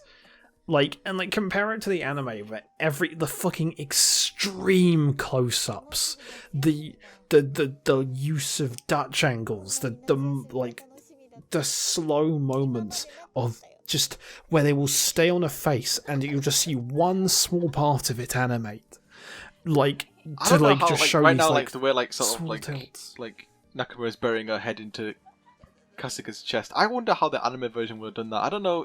She would be so gleefully happy in that sort of sense. She's on heroin right now. The way she's just like scratching her shoulder. I gotta get the guy. But like that's the thing. It's like the music doesn't kind of really fit what's going on. Like no, it doesn't. Like this is supposed to be like awful. But is it meant to be like a juxtaposition sort of thing where it's like it's a really sort of beautiful, playful music? Against sort of what should be disturbing things that young people are doing right now? I don't. Is that what it's trying to do? I don't. If that's the intention, I think it's completely lost because it's not disturbing. It's not creepy. It's not like this feeling of like slow delinquency because we just haven't got these characters. I like. Feels like an advert. if it's supposed to be like ironic, I get the idea, but like you have to have built it to get there. Okay, I think we might need to give a bit of a forewarning because everyone is actually still watching / listening. If you there's a scene where a woman will forcefully have a man be inserted into her by her own volition, without his consent, and it's concerning. Look, warning for a 4-letter R word, right? It's a rape scene, okay? Like, fucking... It's... Like, and it's not really built up to. It's not. Like, because we haven't seen Psyche just die inside yet. We haven't seen the face that Psyche puts around to, like, hide from everyone how she feels. We haven't seen Psyche slowly admit how she is. We haven't seen Psyche lie to her friends. We haven't seen the levels to which Psyche stalks this guy. We haven't seen the levels to which him and Nakamura are actually, like, slowly doing, like, stuff. Because him and Nakamura are actually, like, planning this big event. They're basically planning their suicide at this point. They are fucking committed to, like, do all of this shit. They are so prepared to just drown this world in a world of shit. And as that happens, fucking Psyche just comes along and, like, suddenly thinks that, like, this will change everything and this will be that. And Nakamura's not even fucking phased. And it's amazing. It's incredibly powerful and sad, and you watch this person break. And, like, that's the thing. Psyche, watching her slowly fucking break and reveal the kind of person she is, like, deep down, is such a fucking arc in the show, in the manga, and it's just not here. It's just some girl he dumped. Yeah, like, we don't, like you said, like, we haven't seen, like, Kasuga's kind of idolization of her as this pure person. So him kind of being in a situation with someone that he believes we haven't even seen, like, or has any sort of interest now, kind of, or, like, having we interest haven't in him even in that seen, way. like, it's very disturbing for him. And, like, we haven't seen, like, the way that their breakup, like, ends up actually, like, even their breakup sort of ends up being, like, a played sham in front of a crowd, essentially. Like, with the handshake and stuff. Like, and, yeah, like, and I will say as well that, like, okay, we don't have anything else, like, going from, but if you read the manga's depiction of this is... It's artistic, and it's very, like, intense and rough, and, like, you totally get this sense of a struggle to it. Like the level of, like, I do not want to do this from him is more than, like, a facial expression and some light, like very light, like, movement. It is really, like, disturbing in the manga. It also has, like, a thing where essentially the second that, like, she fucking inserts him into it, he basically, like, pushes her off, and, like, his whole body strength, like, rejects her, and, like, basically throws her to the fucking ground. And it's a powerful scene.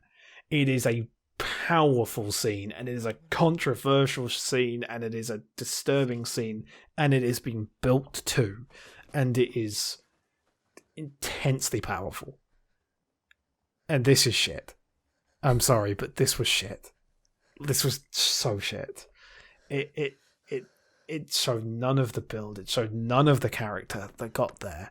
Like, because it's not a rape scene for the sake of one. It's this thing that has been built to. It is a complete moment of one character thinking they're calling the other one back from a void that they have not returned from, and the other one just being assaulted.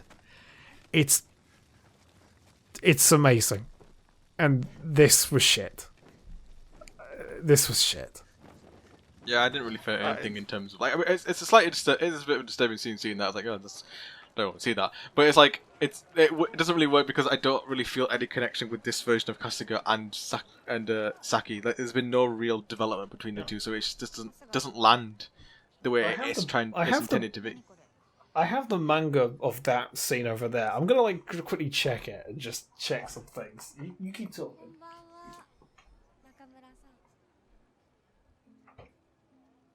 So yeah.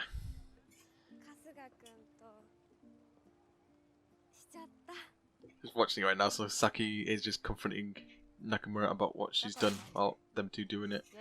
But it's just... Okay, I'm back. Also, can I just say that the preview for the anime had a really bold choice of camera angle for this scene, where it was literally a shot from under her legs and just blood pouring down, and it was very not good. Great. It's like,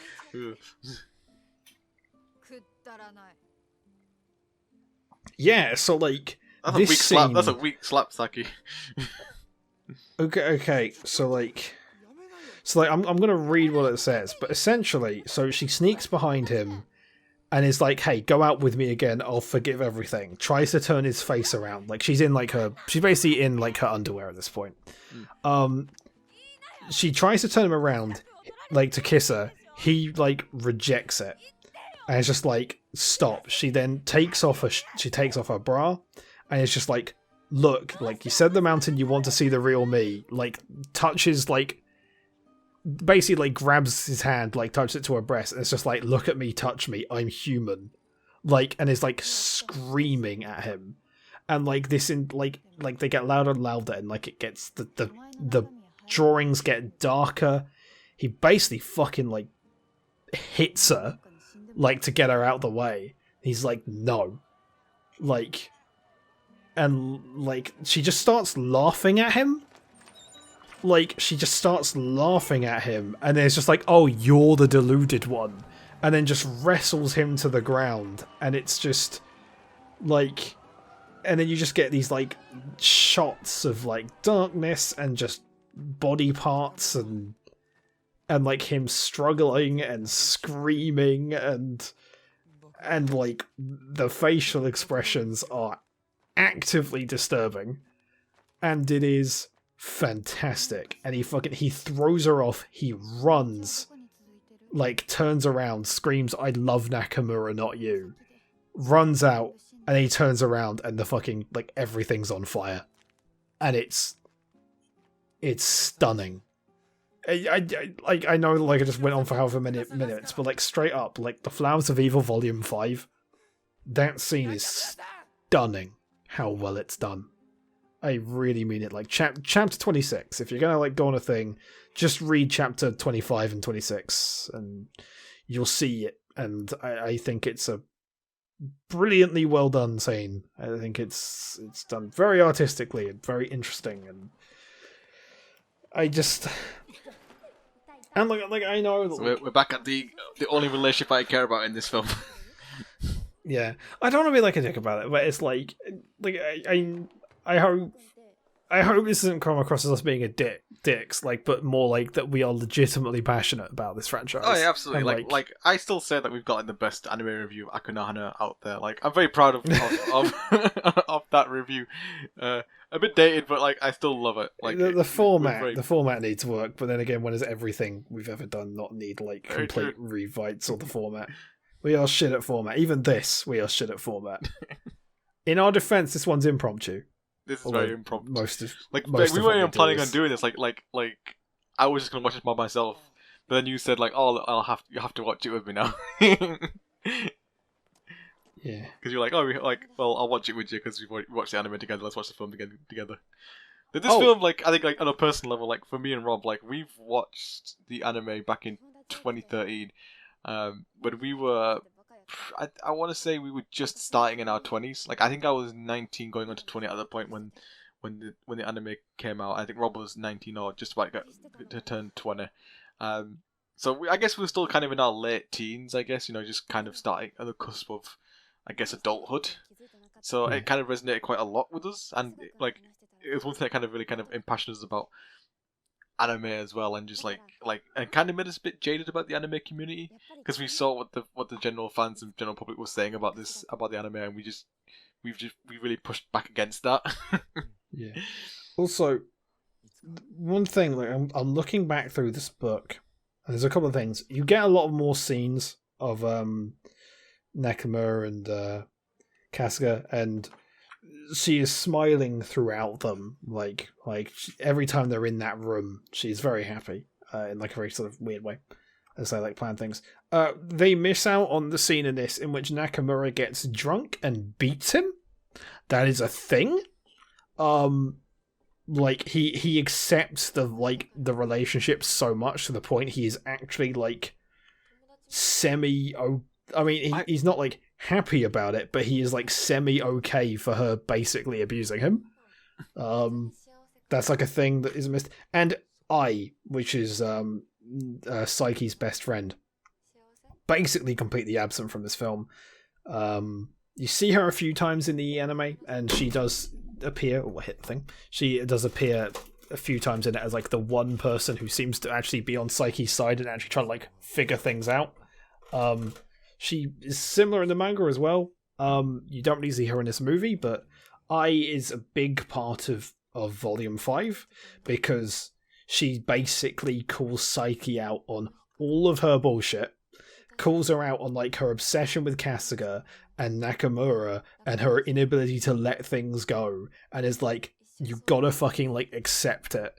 And like who is the only fucking like person who has been remotely nice in this entire book, like the one nice person who actually cares about people, Psyche just turns around her, fucking deludedly like talks about Kasuga and Nakamura, and like when he's like, you have to fucking let it go, he's not worth it.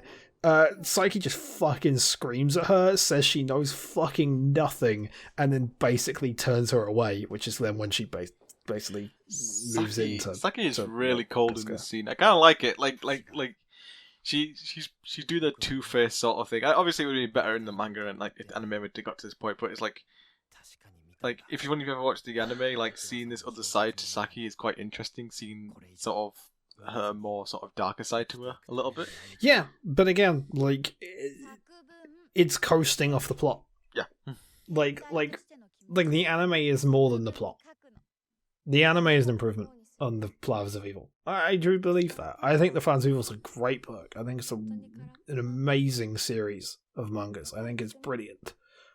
But the anime improves it. It understands what it's a story about and really works on it. And like this doesn't. Like the thing is that like the plot is interesting and the plot is good, but like it's because, you know, like Aku No Hana has a good plot and it's faithful to it, but it's rushing through it and it's showing it non-linearly and it's just doing some weird choices. Like, and I actually do think it like, and like as much as I talk about how like, oh well, the anime slows everything down and gives like more character moments, like the manga does it too. Like you have loads of time in that tent with Nakamura and Psyche. The scene where she's drunk takes several pages and a lot of panels in those pages. It is a long scene. And it tells you so much about these characters. Sorry, I just gotta say that was such a weak slap from his dad. Yeah. But that just spun him 180. Oh, that's one other thing as well. So, the scene after, like she puts her foot on his shoulder, Psyche goes in with her best friend to the tent. And the best friend is freaking the fuck out. Like, what the fuck is this? And Psyche just sits on Nakamura's chair and just sighs. And it's just like, I wish that was me, basically. Oh, bloody hell. Oh shit, get done, Dad. Sorry, Dad. This is where another big change from the manga is about to happen as well, because from what you've told me, Nakamura beats the crap out of Kasuga very soon with that bat, like in this particular location. Yeah, well, you see it in the anime. Like the anime like shows it very briefly, but like she hits them pretty fucking hard. But no, if I remember correctly, like I might recheck, but like this is actually a pretty decently lit scene. Like I do like the kind of like the moonlight kind of creeping in through those windows. This is a pretty decent it's alright. set. It's okay. I like it looks fine in comparison to everything else, but I don't think it looks like that good in terms of like what it could be. Like you could have like really heavy like shadows that you could have like really, they're just kind of like a sort of in between ground.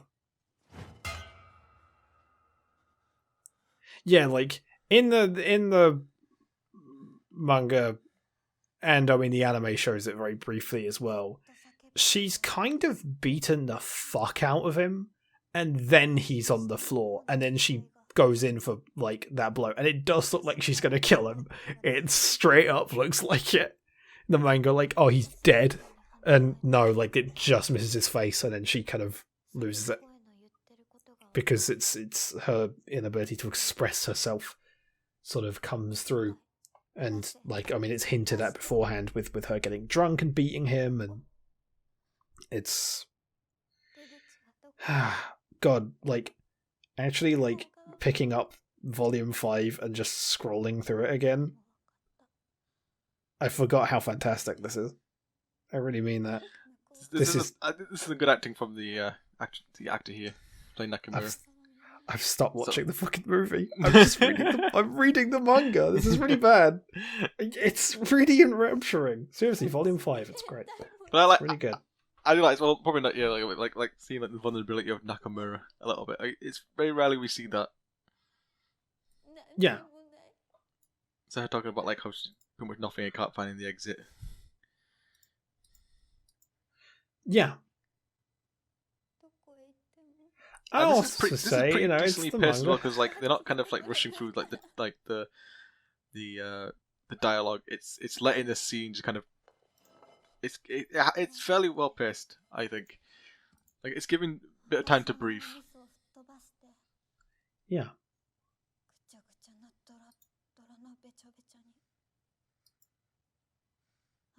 Again, it's like it's after you get past the parts of that the anime covered where the film gets better. Not saying it's an amazing film, but it's more interesting at the very least.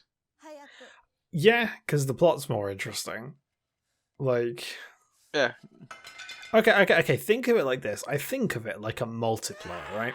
So you got your high score, and fucking the plot of Aku No Hana is the score, and you're trying to fucking do a sick combo that is like directing and music and acting, and the more of them like you fucking do right, you get a sick combo and it multiplies your score, right? Yeah. Fucking so like we've got our base score, and the manga's got like its score. The multiplier of this film just it takes too much away. It tries to do too much. It's too poorly placed. You don't care about the characters, so the combo score has gone down, right? Fucking lower combo score. But, you know, it was still a pretty long combo. Like, it's still a good combo that you started with. This is the fucking multiplier's not as good. You know? Meanwhile, fucking the anime going full, like, SSX 2012 over here. It's done, like, 87 flips in one jump. Fucking Kaori's using a fucking wingsuit to, like, increase her jump height so she can get even more flips in, because that is a mechanic in that game, and it's awesome. And no one cared about SSX 2012, and that saddens me. EA, PC port, please. Yeah, just SSX 2012. It's better than the Aku No Hana movie.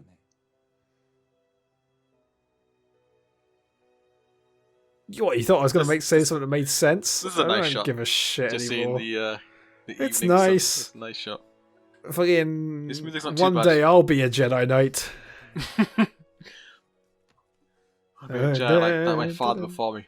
Hey Luke, have this lightsaber. It killed 20 kids. You see, now they're actually like using like the writing as like an in media res like thing. Like I feel like they do that more often, and especially with like this is great. That's really good. That's imagination. That's storytelling. Do more of that. But again, they've also like skipped very quickly to here because like one thing that isn't shown in this is the level of preparation that takes it to here. It's a very slow build up in the manga because like you see them slowly prepare for this, and like their like willingness to do it is like spread over like several days and like hiding and like slowly, and it's great. It's great. Like, because it just shows how determined they are. But in this, it kind of just, it feels like it's all happened in a day, you know?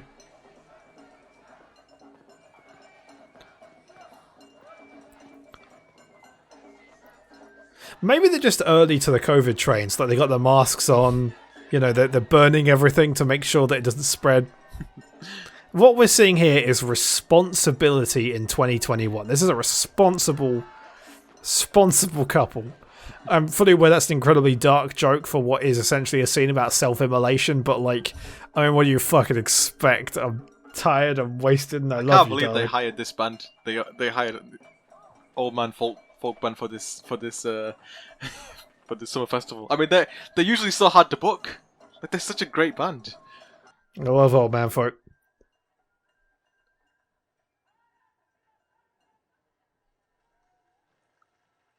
Are they in hospital or is this like a... Yeah. Oh, is it after the... Yeah. Ah, okay. I'm trying to remember the exact reasons and implications, but... Alright, so this is the scene. Again, slight trigger warning if with regards to suicide, just in case. Don't worry, they both fail. Spoilers.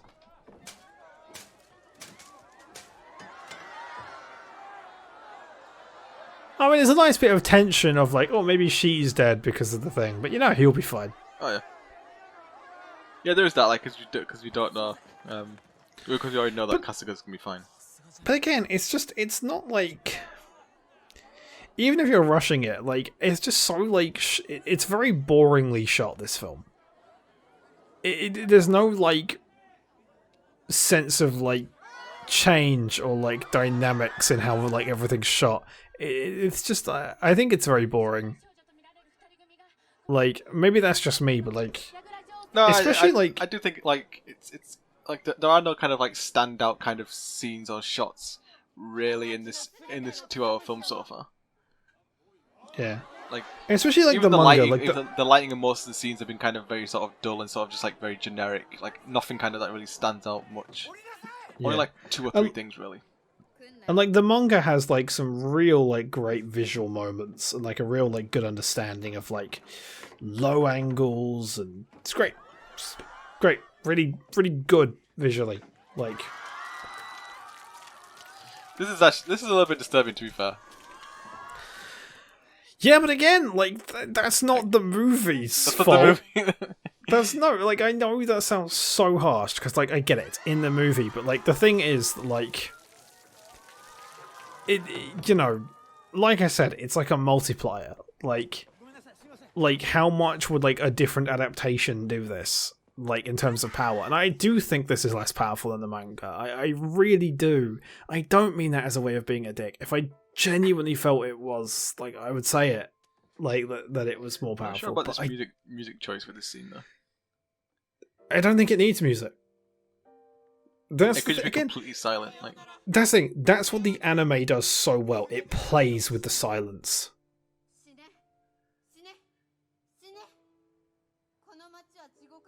And again, like I feel like this, like she's kind of not really like going like that nuts in this. It's just.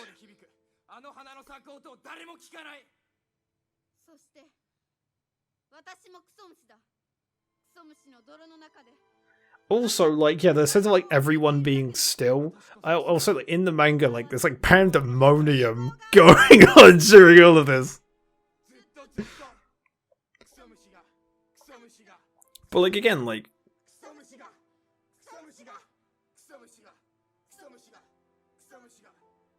these angles aren't like that interesting, you know?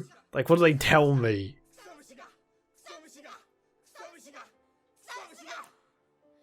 Like, and I'll talk about like the angles or whatever, but like it's because if you watch the anime, I do feel like it gets so much out of its angles. It gets so much out of like its visual choices. This is the very. Also, this is so pathetic compared to the fucking manga. What a pathetic fucking shot. The manga, it zooms out, it's the tent, you see the moon, and the moon blooms into the flower, and it's this massive thing that dwarfs over the both of them as they're both, like, in between it. It's amazing. It's a beautiful bit of art. That one, just cut to the sky, you see the side of his face, fuck it. This I don't mean to be make miserable. Use of like these visual effects. Like it doesn't really kind of play on them like the anime did, or as you're saying in the manga, had more sort of more interesting visuals.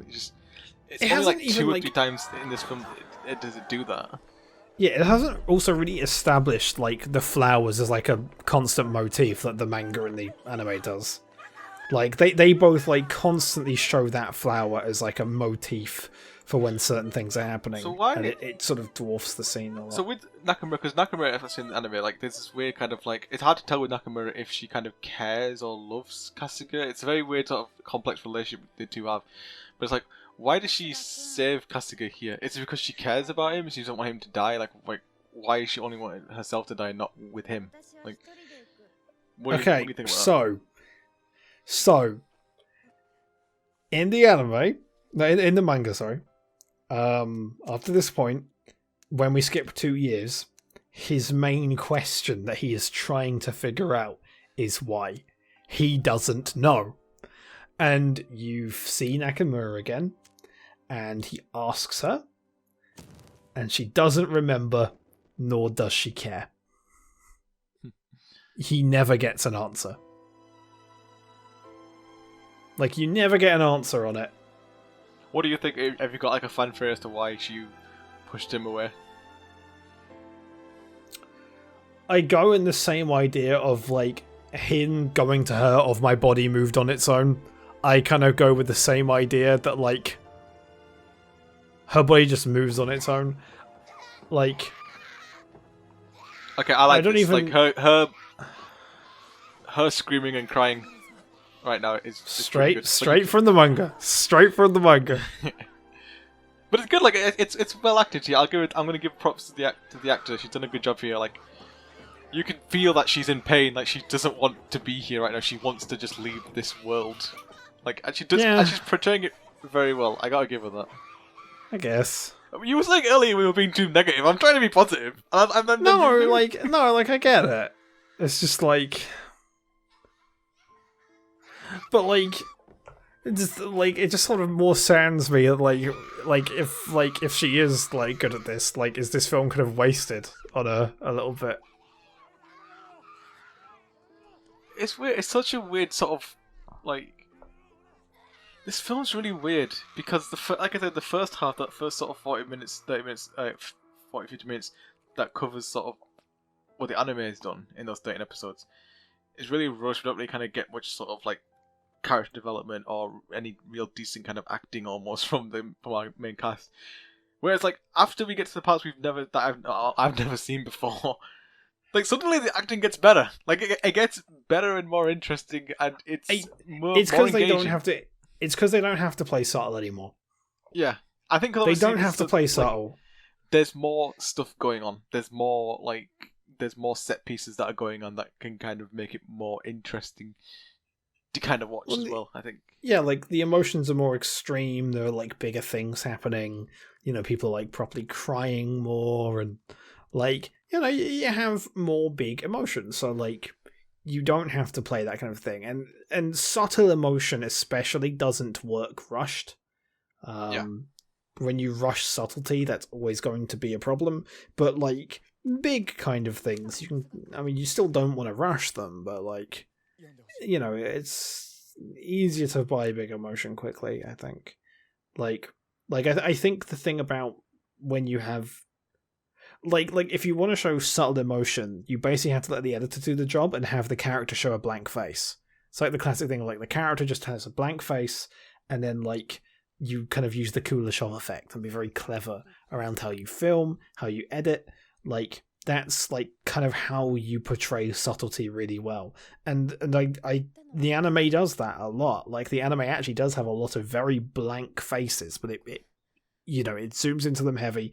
You get a blank face, you cut to the relevant thing, and you cut back, and suddenly that face has meaning. It's proper use of the Kuleshov effect. You can't rush that.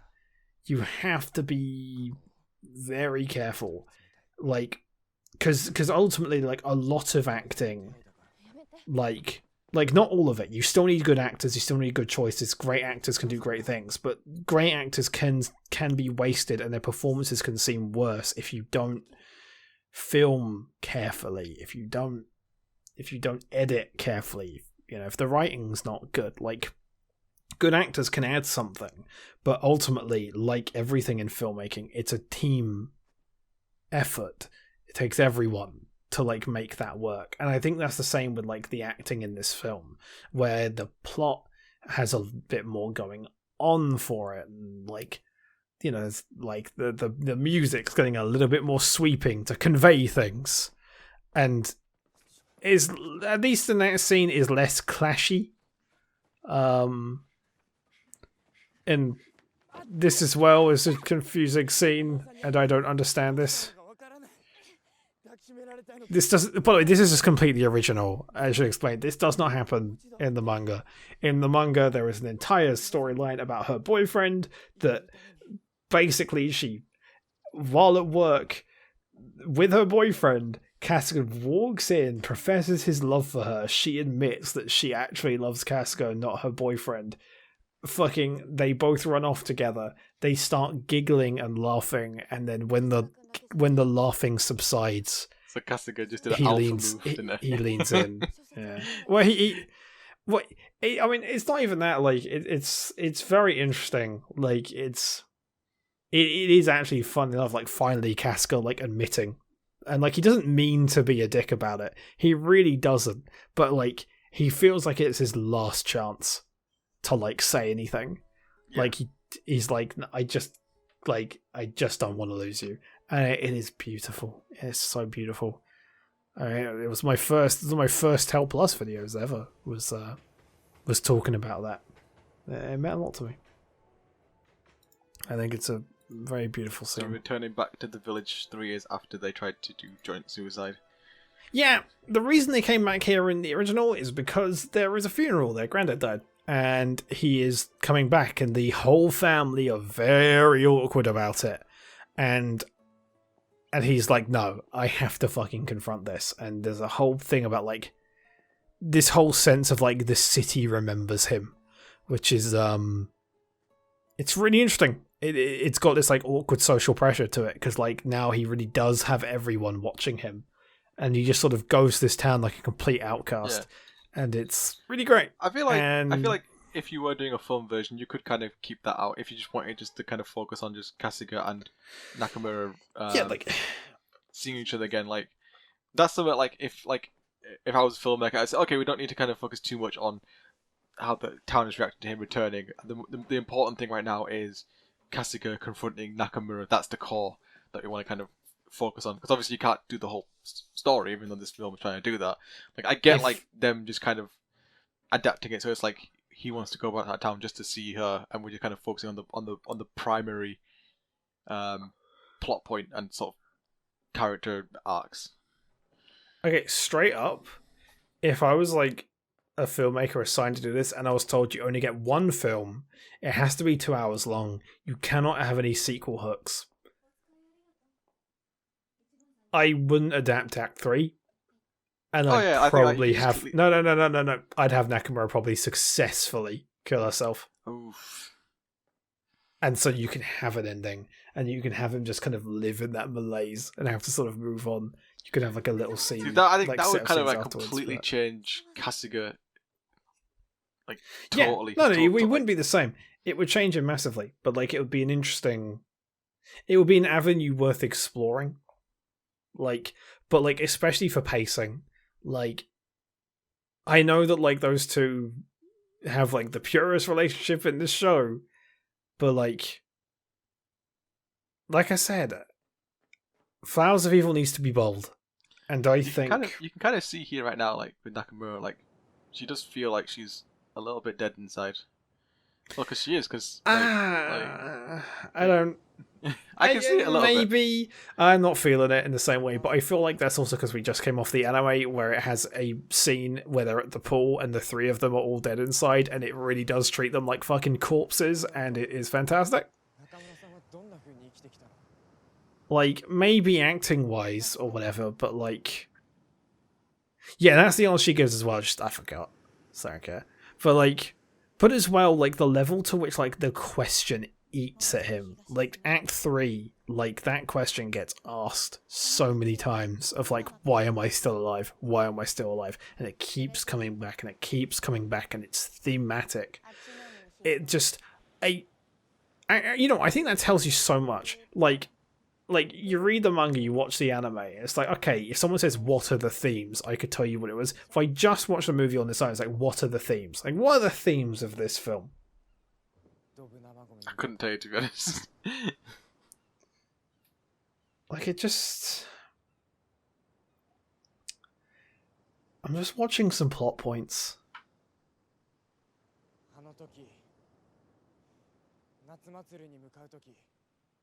Like...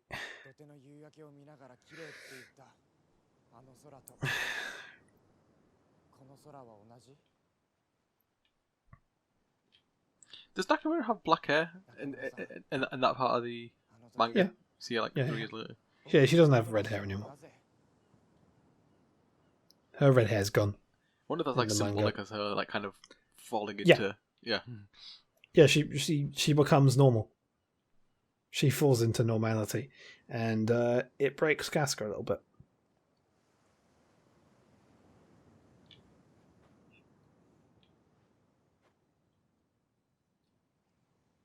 Eventually, we all become part of the system. We're all trapped. I mean, essentially, yeah. Don't forget to give it a like, subscribe. Why I'm just put attention there a little bit.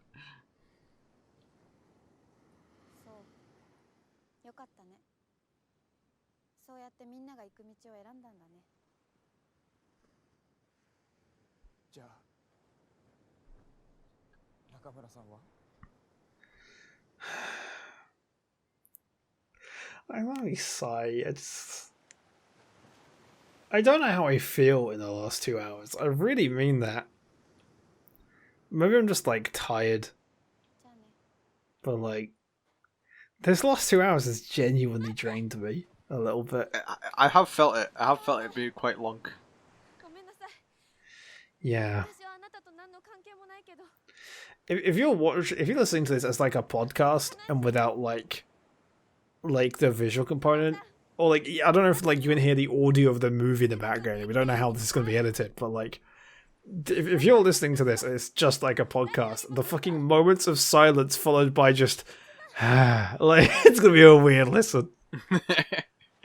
I think like most commentary tracks like that I've listened to, like they do have like parts where it's silent and they kind of talk. We've talked a lot. To be fair, we've talked a lot about this film and the show. Yeah. Yeah.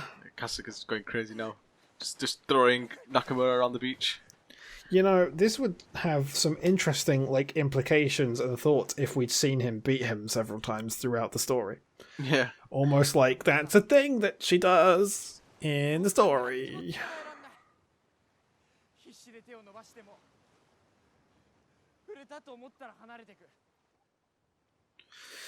But like, just like, what are these characters without like that time and that sense of like learning about them? You know, in this movie, they just do things. This movie's got things happen syndrome.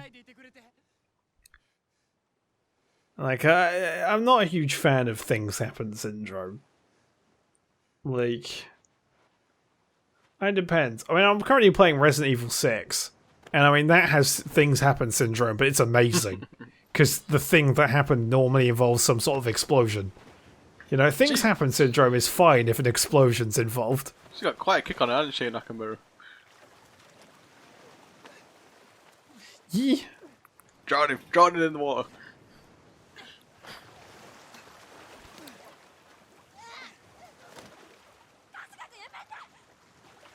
Don't your combat acting is shit. But even like the manga, like I said, like about like how it's filmed and stuff, like it has like this like interesting focus on like the movement and the faces, and like the faces slowly turning to yes, yeah. This happens in the manga. This is basically how the manga ends. This is like in the second to last chapter. It's just like, and I mean, in the manga, he's already going out with her, so that's actually something that's really missed from this as well. Is that like, so he professed his love for that girl, in front of her boyfriend. So like he's willing to break basically all social taboos to like admit that he loves someone. So like this scene where like before like they're kind of getting this thing together and have this sort of fun like moment. It is a nice moment. I think the music works here quite well actually. Like I think this is a nice little moment. But like in the manga it's like, you can sense that sense of life.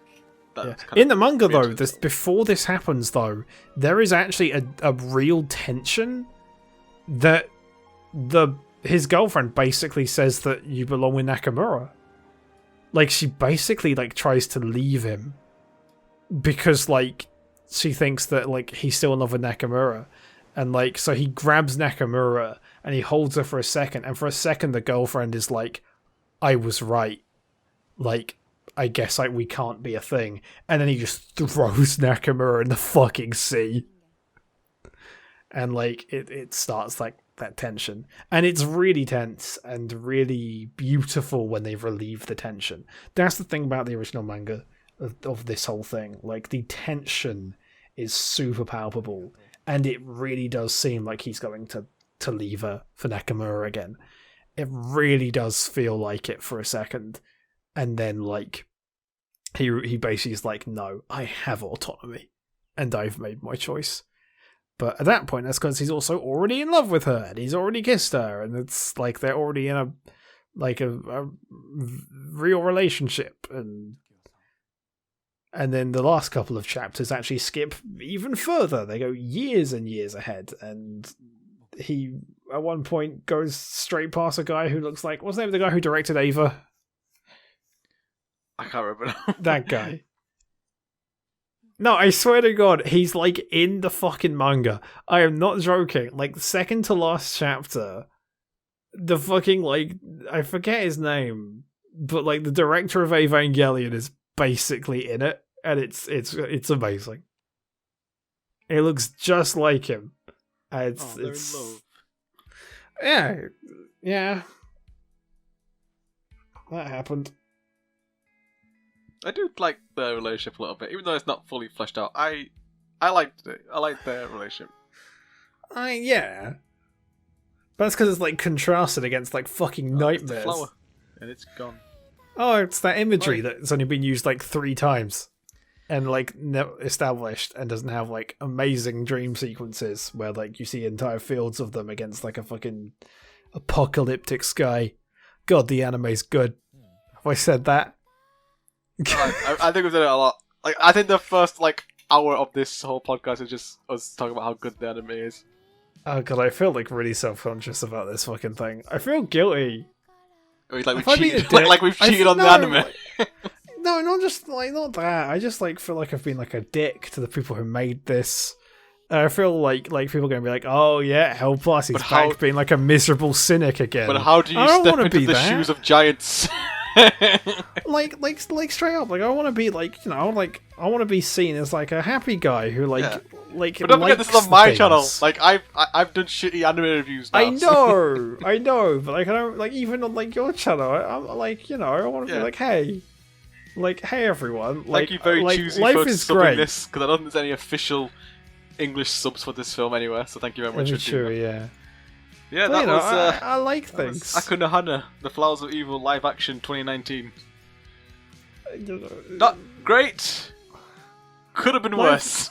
Life is cool. I like life. Life's nice. Live life. Life is good. I'm liking my life now. My life's pretty good. Like I'm happy. Happy with my life. It's good. Like after 2 years of like pain. Well, no, actually more than 2 years ago now. Like I would say, like no, it was 2 years. 2 years of pain, and then being happy for the last 2 years now. Like it's good. All good. God, I know I'm just like being so self-conscious about this. I'm just like, I'm so sorry you had to listen to this. It's like, no, nah, it's alright. It's fine. If anything, this is like a little time capsule for us too, really, to kind of see like what we thought about this film. But like, I think I hate it. I can see why. I think I actually hate it. We just came off the anime and seeing like how well paced, well acted, and well delivered the anime was in comparison to this. It's painful, and especially seeing episode 13's ending where it kind of hinted to a season 2. Like seeing what could have been is just, it hurts. It hurts to this day knowing that we didn't get to see the insanity. I mean, this film has those scenes in there, but just imagine that, but in the anime form. It would have been amazing. It would have been like it'd been tear jerking. It would have been suspenseful. It would have been fearful. You would have been on edge of your seat for most of it. Yeah. And this anime doesn't really kind of capture that element of the manga or the anime. And for me, because like I'm a guy who doesn't read manga because, you know, reading's for nerds. I'm a cool dude who spent 2 I'm a cool guy, so I don't read, man. Who reads? But Who needs to read, you know? Joking aside, like I don't really have an intention to kind of go to the manga at any point. Like, I think a couple of years ago I was like thinking about reading the manga, but I never really got around to it. But it's like, for me, this is the only way I can kind of complete the Aku No Hana story. Like the second half of this film kind of completes the story arc for me. Like, I can kind of like, I'm doing mental gymnastics where I'm like, I can insert the anime versions and just complete the story arc for myself. And like, at the very least, I've seen the story now play out from beginning to end. Yeah. Oh, there's a little post-credit scene. Oh yeah, because they're bloody Marvel. They Marvel it. I'm here to talk to you about the Aku No Hana initiative. Like Nakamura leaves, and some random girl is there. And because we haven't actually established what this means, this basically means nothing. Woo! The thing is, like, again, in the this is called Flowers of Evil, which is like the title of Charles Baudelaire's compilation of what they call poems, and he's never mentioned or talked about at all. And it was a number of times it's mentioned in the anime, and I'm guessing in the manga as well, where like he's actually talked about and discussed a little bit. But that's not really kind of addressed here at all. It's like the significance of this flower is there's nothing there. There's no significance to it at all. Yeah. Yeah. God, fucking. Turns out, my current condition, 2 hours of commentary is like really hard for me. That's exhausting. I'm exhausted as well. Oh God, we used to be like able to do this so like easily. Like we just do a commentary track, fucking have an entire conversation with a bunch of friends for like hours. And now I'm just like, I'm exhausted and I'm tired and I've got a headache. And I'm just like, We're getting old, Rob. That's the problem. We're getting old. We're getting old, and also I've got ME now. That's it's a slight difference. It's like fucking, it's the perfect excuse for anything now. It's just like, why are you like not as good as commentaries anymore? ME. Oh, where's your latest video? It's in ME, so it's exhausted.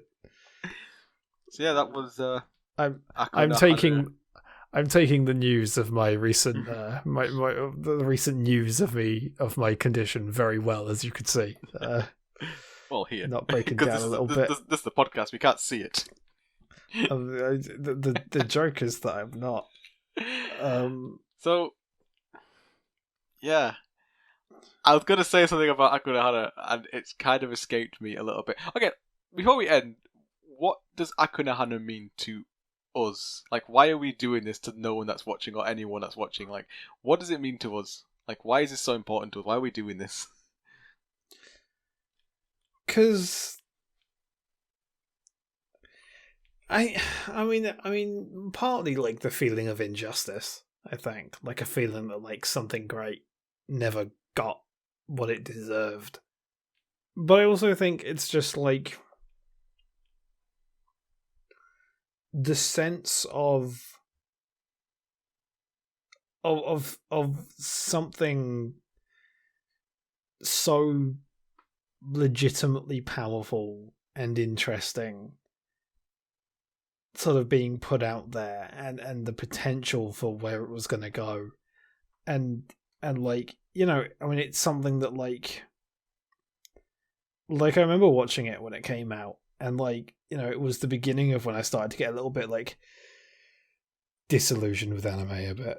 Like I was kind of losing interest, and this thing came out, and it was unlike anything I'd ever seen, and it was bold, and it was creepy, and it had a story that was, you know, set in just a high school. It wasn't a weird school. It didn't have like something special. It was about people and the way they acted, and it felt so human and so honest and relatable in like the worst way, where it's like you're supposed to you're supposed to relate to these characters so that like you dislike them, like you're supposed to like not see good in them, and it's and it just stunned me, and just the whole story of it, just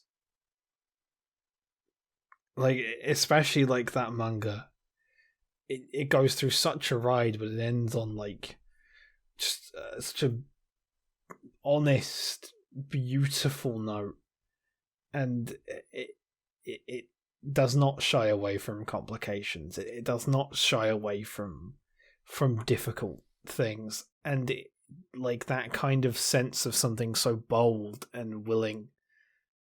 I think that's, you know, it's great art they got put into the world, and I just kind of spend a lot of time wishing I could kind of see something like that again, and kind of wanting that to happen again, because it just watching it for the first time, watching that anime and reading that manga afterwards, it had a power and a sort of just a focus over me that I just, things don't give me that a lot, and I just really want that feeling again.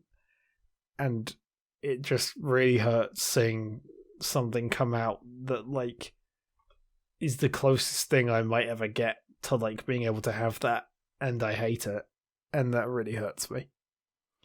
I think for me, when watching the anime originally, because that was kind of like in our quote-unquote heyday of anime reviewing, I think that's when our relationship was like really strong as well. So like I look back at Aku No Hana with very fond memories, because it was a routine for us. Like we would weekly talk about it. We would watch the anime. We would discuss it. We kept track of it. It was the first time on Aniviews where we did a commentary episode, because like we never did that before. Like that was, so we were like, oh, we have to talk about this last episode. And like I've listened to that episode a couple of times over the last couple of years, because I like to kind of reminisce about the old days. And I remember like how hopeful we were about a season 2. We were talking about it. We were so excited to kind of see what was going to come, and ultimately it didn't. And I think that same night, you know, we passionately did an impromptu review talking about it, because we just wanted to talk about it. We wanted to tell people that this was amazing. We wanted to kind of let it out there. And for a while, I think our anime review was like one of the most popular ones out there, and people really enjoyed it. And people actually said like they checked it out because of what we said. And I'm really happy that our passion back then was able to reach some people. You know, it wouldn't reach like tens of thousands of people, but at least if someone gave it a chance because of us, I'm really happy about that, because you know we wanted to kind of show that we saw the beauty in it. We saw how much people can relate to it. Like for instance, like the way that Nakamura and Kasuga want to kind of leave their home and find something more new and exciting. I think everyone has felt that in their lives, where they're sick of the mundanity society and mundanity of everyday life, that they want something more exciting, they want something that's over the hill or over the mountains. And for many of us, we kind of fall into, like Nakamura at the end, we become part of the background. We just kind of fade into society or into the town. We just become a part of it. We're no longer special in some ways. Although I don't think that I'm not that cynical as I used to be anymore. But like you can kind of feel that sometimes, where it's like you want more out of life. You want a bit more out of it. And sadly, because of COVID, I think most people's lives have kind of had this kind of halt now. I think a lot of people can relate to that. They can feel that frustration and pain. I think part of it as well. Yeah, like I think part of it as well is like we were younger when that original one came out, and we're older now, and it's just like I mean, it's already a show about like adolescence and youth, and like you kind of look back and like the show has like all of those like kind of emotional like beats about like the awkwardness of adolescence and the awkwardness of like being that young, and like and I watched it at a time where I was awkward and adolescent and young and having relationship problems and stuff, and like I've changed so much as a person since then, and like I've sort of like seen all these things and like found my voice on all these different things, and like it's like Aku No Hana's like a portal back a little bit. Like it's a weird nostalgia, and just like Aku No Hana, like it's a nostalgia with like a sort of sadness, and like it's not like the happiest kind of childhood, but at the same time it's like it's there and it informs me, and it like it makes me the person I am today. And I think like Aku No Hana kind of, I don't know, like just it just connects a lot for me, and just kind of like it takes me back a little bit. And also, I mean, maybe this is like too personal, but it's like, it takes me back to like a time before like headaches, and the time like before like losing my job with Brexit and stuff. Like it just takes me back to a time that was just, even if I wasn't a better person, the world around me like had that sort of constant feeling of something more hopeful, and like those kind of weird dreams that you had. Like, yeah, they were never going to fucking work out, but like it felt like you could still dream them, Yeah, and I mean, for me, like Aku No Hana came out, I think 2013. I was probably just starting university, or I was already near the end, or just finished first year of uni. Yeah, I was just about to go in, and I was just like, so looking back there, I can kind of see where my life has been, because it's been like 7 years now, maybe more, or less. Yeah, something like that. And it's just like, this is, like I said, it's a nice portal back to a almost a simpler time where we had some kind of ignorance. I think, like, for me, like these last couple of years have been very difficult. For getting personal a little bit, like like I was a teacher, and I tried to do my best with that, and I made mistakes as well. But like, it broke me. It broke me in ways that I don't think have still to this day fully been healed, and I wonder if they ever will. Yeah, I still got a few wounds too. Yeah, but I'm gonna try. I keep pushing forward. I don't kind of stop. Like, I am more hopeful than I was before. I'm not as cynical as, like, say, Nakamura and Kasuga are. Like, I was able to kind of push forward and kind of make a change in my life for the better. And for some people, like, sometimes that doesn't happen, and I totally understand that because of like various different circumstances. Everyone's maybe different things that happen in their lives, but it's like maybe that's part of it. Like, hear me out on this.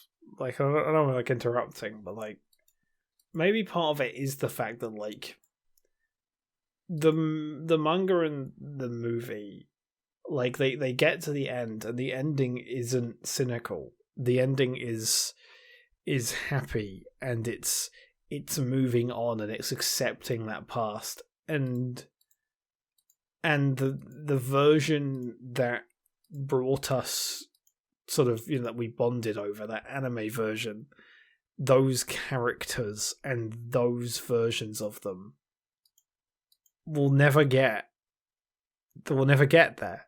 They'll never get to have their happiness. They are permanently stuck there.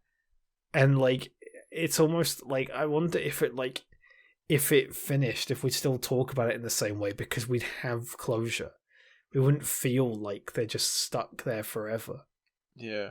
I feel like that is the part that hurts the most. I think like not having that closure with the series it hurts, because we just watched, like I said, we just watched at the time of this recording, we literally watched the last 2 episodes like earlier today, and we even said like during the ending credits, like it hurt to see those little previews of a season 2 or what would have been or what could have been, and it never came to fruition, and like, you know, the story's incomplete. And yes, people will say, oh, actually the manga's there, but like, if you don't read the manga like I do, like, there is nothing that finishes the story. Then, like, I think for me, this movie, even though it's not amazing, it does give me some sense of closure. And I think it says when we first watch, it's like, oh, at least I've seen the end of the story. I know where it goes. And you kind of you haven't really, but I know, but like to some extent, I've got a bit of closure. Like, it's not perfect, but yeah. It allows people, like, if you are a fan of the anime, I would say to watch this, but like, you could probably skip the first half of it just to kind of get a sense of closure if you do love it. Like, you won't enjoy it as much because obviously it's not as well paced or acted as the anime was, but at least you're gonna feel like these characters have got an ending. Maybe, but like, I don't know. I can't recommend it. I really can't. I totally get what you mean. Like, I 100% get you.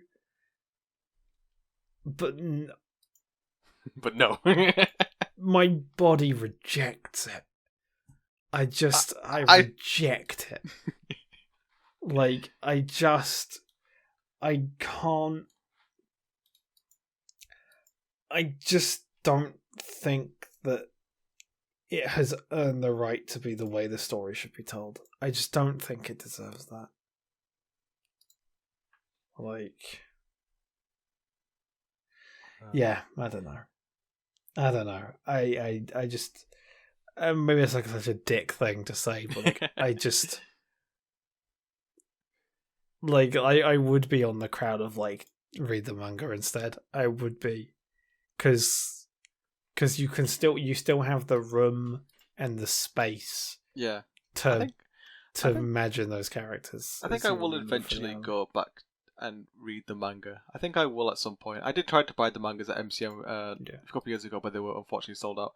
I think I will get to it at some point. I will say as well, I know it looks a little bit odd at first, but like by the time you get to like volume 5, like even like the artwork gets really good, and the faces get less awkward, and they look a little bit less baby faced. Like I will say, like, it does.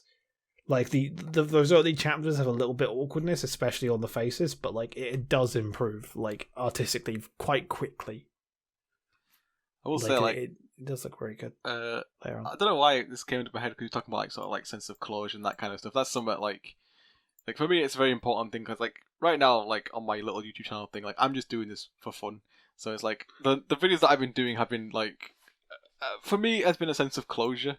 I think it's kind of almost like cyclical, almost like the fact that we kind of come full circle with Aku No Hana, you know, like watching it again and being able to kind of close it off, because this might be the final time. Well, for us anyway, to kind of be talking about Aku No Hana. I don't see us ever talking about this for a very long time, so it's really fun to kind of just do this again.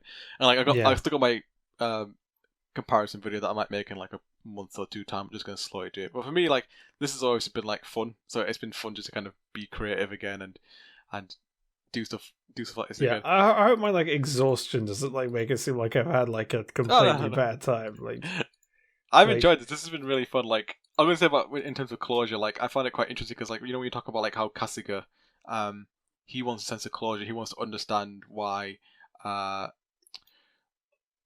Nakamura pushed him off the platform and didn't actually like do joint suicide with her, and how he's kind of like mulling this over in his head, and it's a big thing for him, and it's important. He needs some sort of information or knowledge to kind of help get his own closure. But to her, it wasn't that big of a deal because she kind of forgot, or it doesn't matter to her anymore.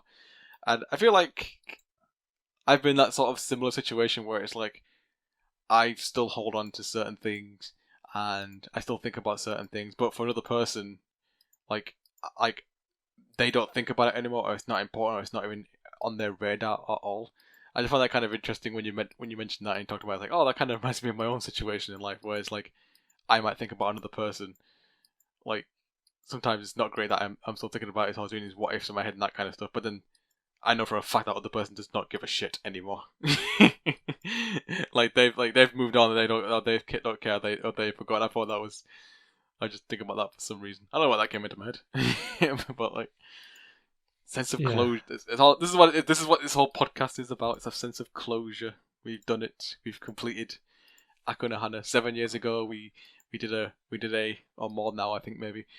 We did a commentary track on Aku No Hana's last episode, and we've come full circle and told the end of the story.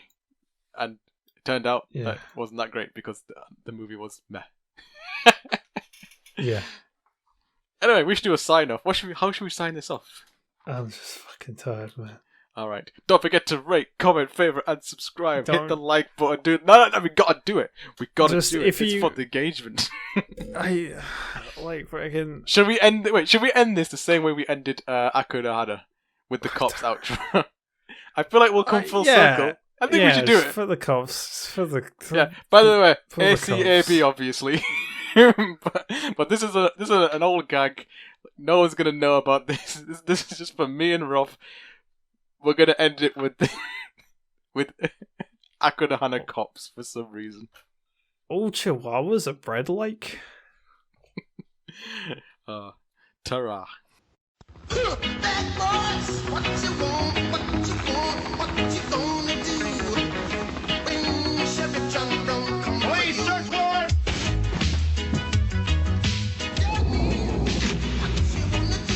What you gonna do? Yeah. Bad boys, what you gonna do? What you gonna do when they come for you? Bad boys, what you gonna do? When they come for you, nobody now give you no break. Police now give you no break. That old soldier man give you no break. Not even your eye now give you no break. Hey, bad boys, what you gonna do? Or what you gonna do when they come for you? Bad boys, what you gonna do? Or what you gonna do when they come for you? Cops is filmed on location as it happens. All suspects are considered innocent until proven guilty in a court of law.